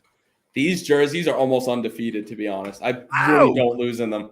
And it's so funny. Listen, a lot of old fans are like, no one's going to wear it. No one's going to buy it. I go to the games. Everyone's wearing it. And like 1 out of 3 people have a fisherman jersey on. These people have no idea. They got to go to the games. Go to the games. Go to the games. It's there. And they're selling like hotcakes. It was, I don't know where I read it, but it was one of the best-selling jerseys. I'm not surprised. My friend in Toronto bought the jersey. You tell me it's a bad jersey. It's bad because of the time people associate with it and because it looks like the fish stick box, I guess, a little bit. I don't see it, though. I really don't. I don't know. There's actually there's a school, I think, in Alaska that uses the logo. I saw that. They do. Yeah. To pop up. Clearly, it's a cool logo. Other people are using it. So they wouldn't let anyone in the continental United States use that jersey. They had to go to Alaska, like the Bering Straits. Oh man! I don't think it's as bad as what people say, though. I think it's very 90s. When I think 90s, I think that. Like that's what pops in my head. So the job is to sell merchandise with that. They did a good job. Exactly. I mean, I would have went with more like one of these two, but this is still all right. I mean, it is what it is. I don't like that one. I was about to say, of all of them, I don't like that. Grumpy, when you've got people like this in the arena. Yeah, who is that guy? When you've got people like this, the fan base is excited for the fisherman. Grumpy, does that guy look familiar, Grumpy, to you? You know what's funny, too? They say the older fan base hates it. You know how many older fans came up to me and said it was great? I don't know what it is. It's just some people are angry online or something, but I had so many good reactions. I thought I was going to get kicked out of the arena and have my ass kicked. Everyone was so nice to me. I don't know if maybe they're weak in person. I don't know. Maybe everyone's soft. Weird. Well, everyone's tougher online. I guess so. Everyone was nice to me in person. So JP, Grumpy. What people don't seem to understand is one banner tends to lead to another. If they are hanging division banners, conference title banners, and President's Trophy banners, cup banners are probable. Sure, but I don't care about those other banners. I think teams that raise, we won the regular season, or we won. I'm glad you don't care about that because we ain't winning any of those. Sure. Well, the point is, Grumpy, if we had all those banners and we never won a cup, you'd be looking at that like, that horrible. I don't want to look at it. I hate it. Wickerman says Florida may win the cup. I think they have a good shot. They have a good chance. They certainly do. The franchise has been for decades, says JB. Wickerman says Florida is an under-the-radar team this year. And I think it reminds me a lot of the Islanders with the opposite Islanders. But they're not a complete team, in my opinion. They just got hot at the right time. And as good as Tkachuk is, he is playing the best hockey of his career, not even close. This is the best we'll probably see of him. He's been a really good player for a lot of years. Hidden away in that Calgary market. TJ, people are comparing him with McDavid right now. And I'm like, slow down. I don't think he's in that category. But he's clutch and clutch. He's a winner. And Captain Clutch. He's a winner. He's a winner. Now, what's underrated, guys, by the way, Eichel right now has also been phenomenal. I know Vegas is losing right now, but he is having a tremendous playoffs. I'm very happy for him, to be honest. He had an Islanders situation for a while. Yeah, that's true. He brought a whole different, and I was very adamant about this. I thought Florida would be better than they were this year. Are you talking about Tkachuk? Yeah. Talking about Tkachuk. He's what that team needed. They were a little bit too soft. They needed a kick-ass guy. It took them all year, and Bobrovsky getting hot in the playoffs. They got hot down the stretch with whoever the backup is. I forget his Alex something. Grumpy, everyone online said that trade was completely in the Flames' favor. The polls were like, except for me. But there's an element to hockey about a physicality that you guys talk about that is definitely like undermined. You can't really put it to numbers that well. It's really hard, to a guy like Tkachuk. I think to answer this question, I don't even know how to pronounce this. Staphylococcus 88 says here, are we seeing the great? There's no P in there. There's no P in there. Well, I want you to look at that again, Grumpy. There is Staphylococcus. There is a P in there. Thank you very much. Yeah, not where you put it at the end of the name. Oh my God, Jesus Christ! Stop. Staphylococcus 88. It's like Mike Dukakis. Staphylococcus 88. All righty, Grumpy. Then read the comment, you bastard. Go ahead. Are we seeing the great performance in the NHL history with Matty T? No. Yes. I think Bobrovsky wins it, though. He's been so good. It's hard. You can give reasons for both, right? You can give pretty good reasons for both. But I think Bobrovsky playing the best of his career, hard not to give it to that guy as well. It's hard, If he goes ahead and let's say Tkachuk scores 3 more game-winning goals in the finals, guaranteed Tkachuk wins it. Yeah. Like he scores. I just think it's unlikely. Overtime goal. Every single game they seem to win always seem to be on his stick. So I'm still riding hot hand. I'm hoping Tkachuk gets it. And that's the team I'm pulling for. Me too. I want Vegas to win just because I hate the Jack Eichel narratives. They're horrible. He doesn't care. He's lazy. He's this. He's that because he plays a certain way that works for him. I don't like it. The Wickerman says Islanders will never get better under Lou until Lou leaves. Correct. You can't trade your first round pick every year. Well, that's not true. You can. It's not a way to be successful. You can do it. They could have signed Horvat in the offseason. They could have. It probably wouldn't have happened. You don't know that it's a bad trade because they weren't a contender. Absolutely. Yes. Absolutely. We don't know if he ever would have made it to free agency, to be fair. And then, honestly, if they didn't get Horvat, I would actually probably say the team should blow it up, which sucks because this is Matthew Barzal's prime. Like, I don't want to get rid of him. Okay. Bo Horvat is not an elite talent. That means that you should not blow the team up. If you don't think he's an elite talent, he's close. He's borderline. He has been the last few years. He's a 55 to 60 point a year guy. That's not elite. That's not. That's elite. Would you consider JT Miller better than him or worse? Yes. I'm just curious. Yes. Putting up points wise as an overall player, no, I'd rather have Bo Horvat. Okay, cool. I like what Grumpy said. He's right. He's right because JT Miller hasn't been back checking for like years. I don't know, but he's great offensively. I still would love him here. Trust me. The puck in the net, like right. We have so many guys that's been doing that. We have. For us, you're going to judge him on 35 games, though? That's harsh. That's what people did, TJ. When everyone said that the Huberdeau trade, Calgary won it by a mile. They got the good end of it. That's what happened. Not everybody. Look, Grumpy, you understand what I'm saying, right? It's too early to give that judgment. You got to give him a year at least. Okay. Got to give him a year. I'm going to judge him. I'm going to judge him based off of past performances and past performances. Do the last 2-3 years. Sure. The guy's been 55 to 60 point a year guy the last 2-3 years. Are you sure about that? Yeah, absolutely. Watch out, Mike. He knows these things. Here's the thing. He had 7 TJ's like, I hate Bo Horvat. Let me look this up. Hold on. As soon as the trade happened, I could tell you I was not a fan of it. Just like one-off trade. Bo Horvat, last year, there are guys like, you got McDavid. That's a different stratosphere, right? But certain type of players. I would put Bo Horvat in the Patrice Bergeron category of a two-way center. Interesting. That's pretty high on him, to be honest. But okay. But he's not Patrice Bergeron. Of course, nobody is. He's in that grouping of players. Mark Stone, maybe. That's a type of playing style he has. Yes. So TJ, he had 70 points in 79 games last year. He was 9 points under a point per game. 52 and 39. So he's around a 55 to 60 point a year guy. Was he hurt one year? Sure. But even how many did he have this year? I'm trying to figure it out. 70. This year he had 70. So he had 70 twice in a row. Okay. Well, 70. No, he had 70 this year. This year was the only year he had 70. And he put up. No, he had 70. Oh, no, you're right. My bad. Yeah, you're right. 54 of those points with Vancouver. Then he went to us and he came back to a point every other game type of guy. Yeah. Everyone talks about Vancouver like they're this elite offensive team. And I don't necessarily disagree, but he wasn't playing on the top line. That's what gets me is he wasn't playing with their best players, arguably. He had 20. He scores on the power play. Yes. Yeah. But that's the problem is what if the Islanders power play is actually just even decent next year? You don't think he scores 25, 30 goals? I mean, no. I see it. On the power play? No, not on the power play in total. I think he's a guy who scores around 25 to 30 goals a year, but I think he's a guy who gets around 20, 25 assists. So that's not 8 years, $8.5 million. I'm higher on Barzal than a lot of people. I saw this year that he has the potential to be great. I really thought he was having his best year. He went on a weird 10-game stretch where nothing was working, and then Bo Horvat comes in and Barzal looks the best he ever has, and then he gets hurt. It's it's hard to judge the year for Barzal. It's tough. I thought this was one of his best years. What we did learn is Bo Horvat is not a line driver. He's dependent on someone else. Of course not, but he never was. See, that's a lot to give up for a guy who's an auxiliary piece. He's not that. And that's why I'm saying he's not elite.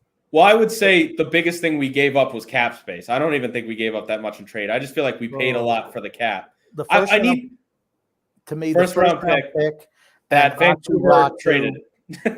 I don't care what they did. I'm saying what we did.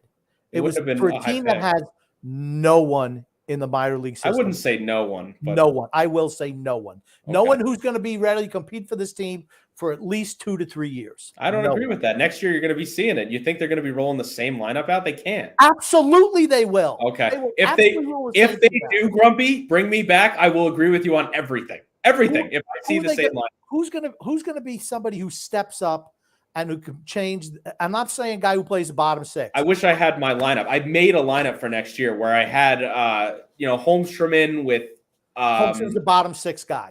Sure, but no difference. No difference. Well, but the biggest changes I think they're going to make is that fourth line is going to be, Martin and Clutterbuck are not going to be everyday players anymore. It's a fourth line. If you're fourth line, if you're worried, we don't have any problems with our bottom six. It's top six.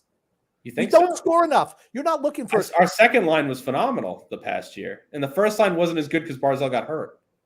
We're still in the bottom third of the league of scoring. Period. I think we'll be league average if Horvat and Barzal at least just play average. I think we'll still be league average. I don't think it's going to be. Well, we haven't been league average in 5 years.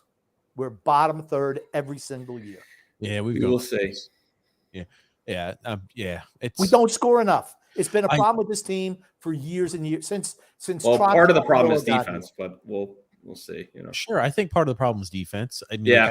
defensively, we probably were weaker this year than in years past, but I just mean offensively from the defense. You know what I mean? It's like when the transition's bad, it's harder to score. And a team that already struggles scoring, not having help from the defense is going to just make it 10 times harder. I don't know. Like it was a recipe Well, for we have one player in our who forward can group. be we have one player Yes. in our defense that can transition to offense. It's another issue.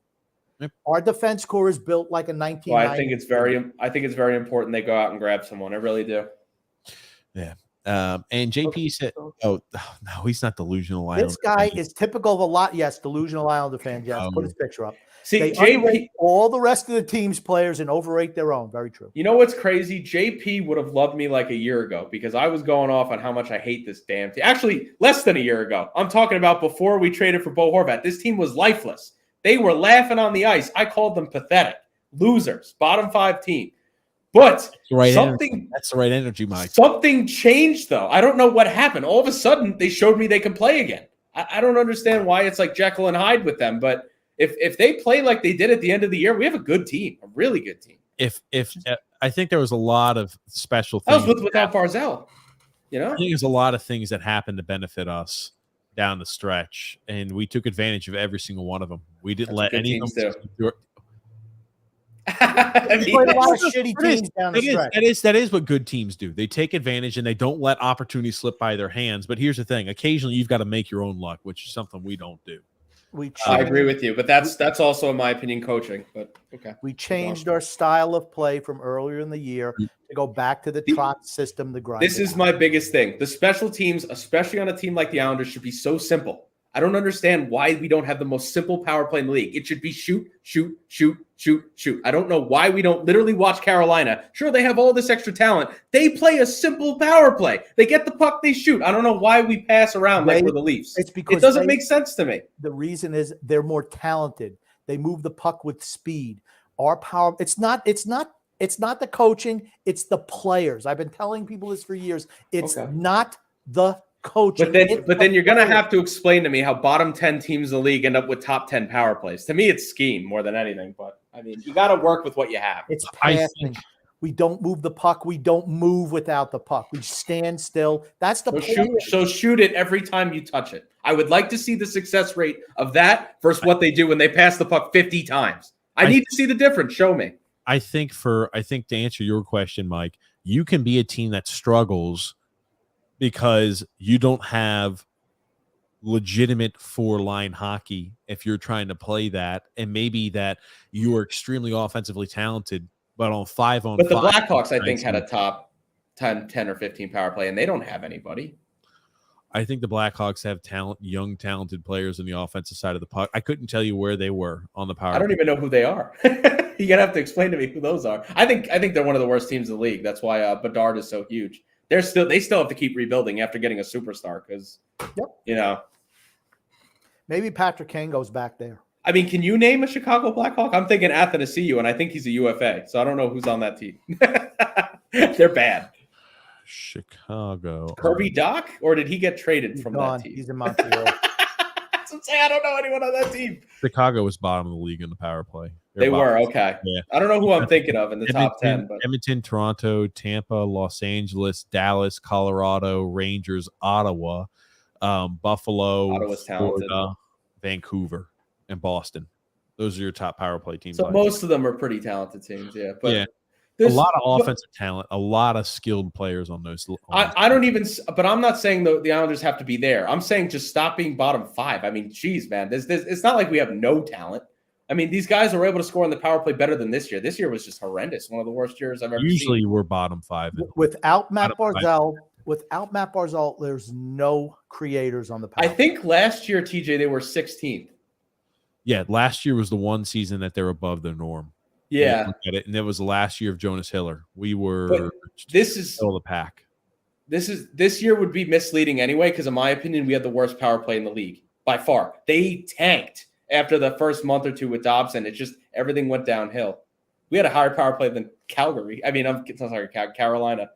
Yeah. somehow. Yeah, we were right in the middle of the pack last year. I think dead middle, and like, or maybe we were. Yeah, and it's just like if you look at that, like, okay, let's look at 20. I'm sorry, let's look at 2020. We were dead middle last year, or that was 21-22. That was 21-22. I was going to say we're definitely not dead middle last year. The year before that, we were bottom third in the NHL. Maybe we're around the middle of the pack there too, 18.75%.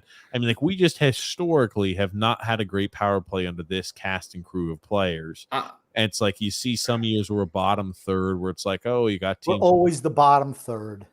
I'm just saying, for the lack of talent on this team, the way they run the power play is odd because we run it as if we're a high-skilled team, and I don't understand why. This should be the laziest, garbage power play of all time. Just throw everything on net. Don't care. Who cares? You realize we had two guys when they had Horvat and Lee together. Two guys stood right in front of the net. One on either side. So or Dobson would shoot it into the skates of the defense. You're playing 3 against 4 in essence. Is what Grumpy, how about this? Why not? Why don't they make the power play quarterback Barzell? Why did they have him on the wall for one-timers? He can't score. He was hurt. I mean, no, but I'm saying next year they should try him as the power play quarterback. He's shifty. He skates well. Just have him fire the pucks on net. He won't shoot the puck when he's in close. You think he's going to start shooting from out there? Sure. Teach him. He won't. He's not going to do it. I'm just saying. I mean, they gotta try. They gotta try something else because putting him where he on that half wall or whatever is garbage. He doesn't shoot. He doesn't take one-timers. He doesn't do it well. We need more guys who can skate on the power play, not guys who are stationary. Sure. Rabosky and Bailey should never be in the same sentence. Really, because they've failed on their contract mostly. So interesting. Ian Malloy says here, go look at Bobrovsky's stats. For Verona, he's still got potential and he's very cheap. Yeah, he was available for anybody to claim. And again, like we mentioned it on the show, he's available. Just find a way to make the cap work. And he worries me though. I don't understand what happened because for him to get let go by high-end general manager like that, and yeah, that's odd, right, TJ? Like someone of that high caliber skill with a GM like that. He was having issues with alcohol and drugs, right? Yeah. It's like, here's the thing, though. That's tough. If he gets his shit straightened out, the talent is definitely there. Maybe Detroit just didn't feel like, and like that was a guy who Detroit had plans coming in this year that he was going to be a big producer and a big time performer for them who enters substance abuse policy. I just that one I don't mind passing on because if all of these, if a great general manager like Steve Yzerman, right? Detroit. Stevie Y is a great general manager. That's correct. For him to let him go like that, that's just odd. To me, something was severely wrong. So that's why people. I actually said the Islanders should take a gamble on it, but I understood the people against it. Something's clearly wrong there. I don't know what's up, but I'd be down. I'd be down to take a gamble on a guy like that, and he did. We took a gamble on Leonard. It's not like we would, Yeah, it's my point too. I'm like, this is a team, right? You talk the cul-de-sac mentality would help a guy like Verona. Sometimes it hurts players, sometimes it helps them, but it would help a guy like him. Either that or they run him out of town. Yeah, you're not wrong. I'm glad we didn't do that with Leonard. Says Dan P. The Islanders do not have better decor than Florida. Really? I guess you're very high on Gustav Forsling. That is my mistake. Sorry. I think the Islanders have put some respect on his name, Gustav Forsling. I think the Islanders have a better decor, but I think Florida has a far better forward group, and that's just not even sure. That's fine, but I'm telling you what all the experts say. I mean, no one had Florida as a high-end team going into the playoffs. That's fine. Just telling you. Yeah, I'm just trying to see here. John Smith said, "I wish Barzal would drive the net more instead of curling as soon as he enters the zone." But also that's what leads to the Islanders having any chances at all. That's what people don't understand. Like, I understand it's a part of his game. He needs to alter a little bit. There's a reason when he's on the ice, we get so many chances. It's because he distributes the puck. It's not like nothing ever comes of that stuff. I would understand if he curled it and lost it, but like I said, the guy generates more than anyone else on the team with his passing. You take the bad with the good if that's what you consider bad. I mean, I don't know, man. I hope he changes his game a little bit in the offensive zone, though. I really do. Grumpy, Lou Rivera. Grumpy, you're reading comments, Grumpies. What about Rocco Gudis? He's going to be available this offseason. I don't think that would help us. Nope. He's got a bite to him, but he's kind of like Scott Mayfield, but worse. So I don't know if that's really what you'd want. Stephen C. Grumpy. Great players make others around them better. Barzell is not that player. Stop with the excuse of who I is would around. love to see Connor McDavid play with Leo Komarov and Josh Bailey. I would like to see his point totals versus what he's playing with now. I would guarantee you, I would bet whatever I have in my savings that it would be 20 to 30 points minimum drop. Okay, so we'd only have 100 points a year. There's data. There's data of him with Puljujärvi versus Hyman. I could bring up all his line mates. The best player in the world doesn't make players better. Do you believe it? Isn't it crazy? McDavid doesn't make players around him better. No. It's wild. I'm telling you, though, if Puljujärvi can't produce with him, it's McDavid's fault. Hold on. It's McDavid. How many points did Jesse Puljujärvi have with McDavid? Like 40-something points in 60 games? How many had for Carolina? When he played with Zach Hyman, he averaged a point higher per 60 on the ice. That means every game he would average a point higher. It's fucking crazy. Jesse Puljujärvi, I got to pull this up here. Yeah, he had like 36 points in the 65 games, and he didn't play strictly that entire season with them. But in Carolina, he had 2 points in 17. Puljujärvi definitely. You understand what I'm saying by that, though, right? When I say per 60, it means like in 60 minutes of ice time, there's a point more. So by the end, if McDavid played a full season with Hyman and a full season with Puljujärvi, he'd have around 40 to 50 more points. Well, that's insane. That's insane. Their team was the number one team on the power play, I assume, is what it was, right? And that's why you had higher points this year. How many points did Puljujärvi have with Carolina? Like none, yeah. Okay, so think about the points he put up with McDavid, and he puts up nothing with Carolina. But my point is, if you put Barzell with a real talent, I'm talking like Matthews and Marner, if he had one of them, he'd probably be a 90-point player, and no one would care. It's the fact that he plays on the Islanders that he gets no respect. And people understand that around the league. A lot of people do. I don't disagree with that at all. Yeah, I mean, I'm not trying to rip Matt Barzell, but you can't. I'm not saying he's a perfect.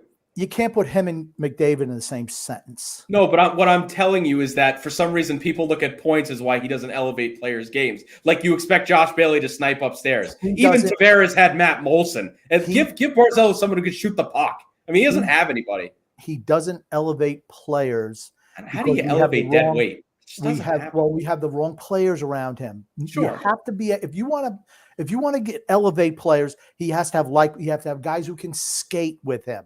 We don't put guys who can skate with him out there. We just don't. There was a scenario, TJ, where someone put Elias Lindholm higher than Barzell a year or two ago and centers. And maybe you could make the case, but he played next to Gaudreau and Tkachuk. So the guy had 80, 90 points. It's like, oh, he's better than Barzell. Oh, he elevated Tkachuk and Gaudreau, right? I think Matt Barzal, right? We've talked about this too. If he played on a line, like let's say he played in Edmonton, he played in other locations to where they had higher.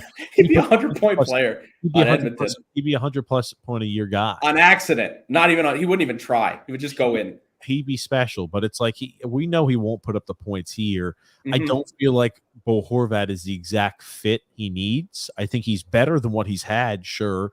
But is he like a fit like a glove? No, it's like saying I got off the pair of shoes that have holes on the top, and I had them taped up with green electrical tape, Grumpy, and now I've got shoes that are too big for me. They're new, but they're still too big and they don't fit like a glove. So like that's what it's like. That's what I feel like it's going to. I just the Barzell thing though. I think it's like an excuse. I mean I think my reasoning is way more legit. People say like, oh, he doesn't elevate anyone's games. But like, if you look at players' production with him and without him, it's vastly different. And if you look at the players that stink on this team, Josh Bailey, when he plays with Barzell, he anchors him. And it's like, how do you make someone better who anchors everyone on the team? Like, I don't know. It's just. Yeah. Oof. You're asking Barzell to turn shit into gold. And it's like, I don't even think McDavid would play with Bailey. He'd probably kick him off the team. Get off my team. You realize John Tavares was able to do that, though. And Matt Molson was an elite shooter, didn't get any respect. Just what it is. We haven't had a shooter like him since him. P.A. Parento. No, and I'm sure. I would love to see Barzell with those players. Let me see that. Let me see him with Matt Molson and Oposo. That would be better than what he's had the last 3-4 years. I'm not saying those are great players, Grumpy, but it's not like Tavares played with what Barzell does. Tavares was who played his best hockey statistically when John Tavares was Anders Lee. I would like to see John Tavares with Eric Cairns and John Sim. I would like to see the points. I would like to see Tavares with John Sim and Eric Cairns. Let's do it. Let's see it. because that's what Barzell's had a lot of the time. One of his best wingers this year was Cizikas, Grumpy. I mean, he elevated Cizikas' game. Cizikas did something when he was with Barzell. Cizikas' playing style. That's the point. But that's with any player. If you put Lee with McDavid would be like, Lee, get in the offensive zone. What are you doing? But Tavares is able to do it with Anders Lee and Nyland. Now, Tavares isn't a great skater, though. It fit his style. But so Tavares, I'm just saying he could play with the guys who are slow, and the guys with speed. And the guys with speed. I guess. He's malleable. I think Matt Barzal, in order to be successful, needs you to play a certain style. Yes. I wish we played that style. If we did, he'd put up 100+ points. And if he had the right cast and crew, we don't play that style. And if we go back to that Barry Trotz style of hockey, expect low production from him. But people understand around the league the true value Matt Barzal. But Islander fans don't, for some reason. The criticisms that are fair about him, he doesn't drive the net enough, and sometimes he's too perimeter Pete. It happens. But to say he doesn't elevate anyone's games, I just don't think you know what you're watching. I don't know. Like, it bothers me. It bothers me that, like, he is the reason the Islanders are bad. He's the reason he doesn't elevate anyone's game. It's just so funny to me. I don't know. They pick on him because they don't understand it. Like, I don't know. It's the same weird reason why people pick on Ilya Sorokin is because they know what he can do, and they expect him to go ahead and say, "Oh, I saw you do this once or twice and make these fantastic saves. Why can't you do that every shift?" Right, Grumpy? What are you watching over there? What are you watching? I just watched the Boston Celtics come back. I look at it like this: 3 to game 4. It's like saying Ilya Sorokin has to be a 940 goalie for the Islanders to win. If he's not, he's the problem. He's not elevating the Islanders. That's a ridiculous assessment. That's what people think of Barzell, though. They expect him to take Josh Bailey's stick and shoot the puck. Like, I don't think people realize Tavares didn't have good top-line talent, but he had guys who could shoot the puck. There's a difference. There's a difference. It's like that guy Phil's Facts expecting that Sorokin needs to post those ridiculous numbers when he posted 924 save percentage. So, if only Sorokin was better, we would have got to the next. I'll say Sorokin let in a few weak goals in the playoffs, but he is far from the reason the Islanders lost. Far from it. I think it's ridiculous to pin him on the playoffs. That's my opinion, though. Sorokin's the only reason the Islanders made the playoffs, and I think he was a huge part of that for sure. But I said, only reason. He was sensational down the stretch. Sensational. Yeah. We don't make the playoffs if we just have an average goalie. It's the fact that we have a top 3 goalie in the league, a Vezina Trophy finalist, is the only reason we made the playoffs. So for all this stuff, the Islanders, they winning games, it was because of Ilya Sorokin. No other reason. We weren't blowing teams out every night. We were playing pretty badly in the beginning of the year. I'm not going to lie with you. He was huge. He definitely was. He had some big games. I think that supports Mike's statement, too. If you're going to go ahead, and we've talked about this, too. If Sorokin does not have a contract signed before the season starts, you got to trade him. Without a doubt. And I don't think it's the end of the world if they do. Like I said, I think he'll bring a huge haul in. Full rebuild. If you really, Sorokin has to be a full rebuild. Okay. Absolutely has to be a full rebuild. Because I would point you to Vegas. Okay.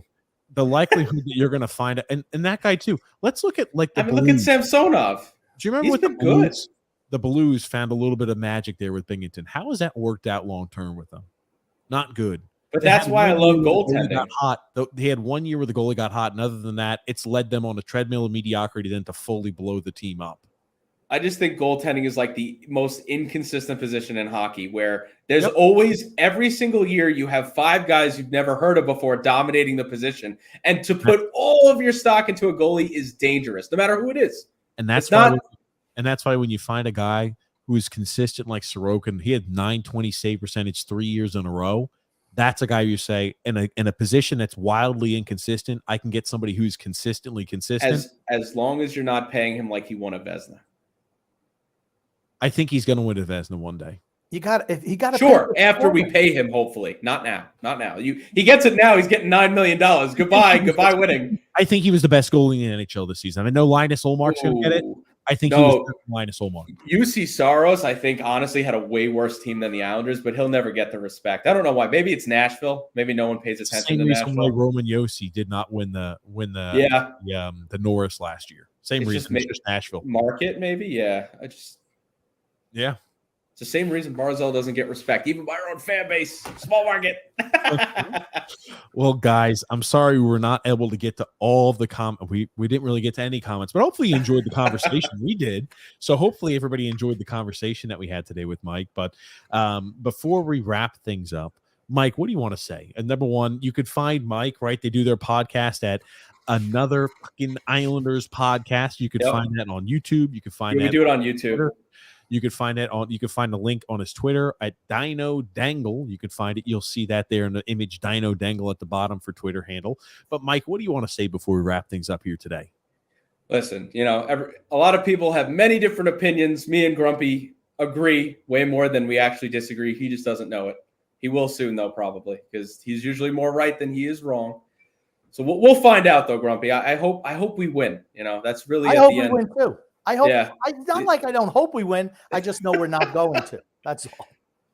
We'll see. But yeah, I appreciate you guys for letting me on the show. I obviously had a blast. I didn't even realize what time it was. It just went by so fast. So I enjoyed it too, Mike. We enjoy having you on. We'll have you on again too this summer. It's starting the summertime. We want to have guests on. We want to have our friends of the show on. It's time to have a guest on. It's time to start talking some Islanders, right? If you're going to try to fill 2 Islander podcasts a week, we need to hear as many different converging viewpoints as humanly possible.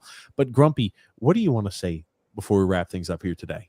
I want to say love and laughter to everyone who listens, and even those who don't. From TJ, the grumpy old man, and even the photo of Islander fan delusion. No, Mike. it's Mike. No, come on, Grumpy. End it well. Don't end like that, Grumpy. Come on now. So mean to me today. It's ridiculous. He's so mean. He's so mean. He's picking on me, TJ. He's picking on me. Yeah, it just kind of comes with the territory, Grumpy. You just throw it right back at him. That's all it is. But thank you, number one, Mike, for coming on the show here today. We appreciate it. Loved having you on here this Saturday.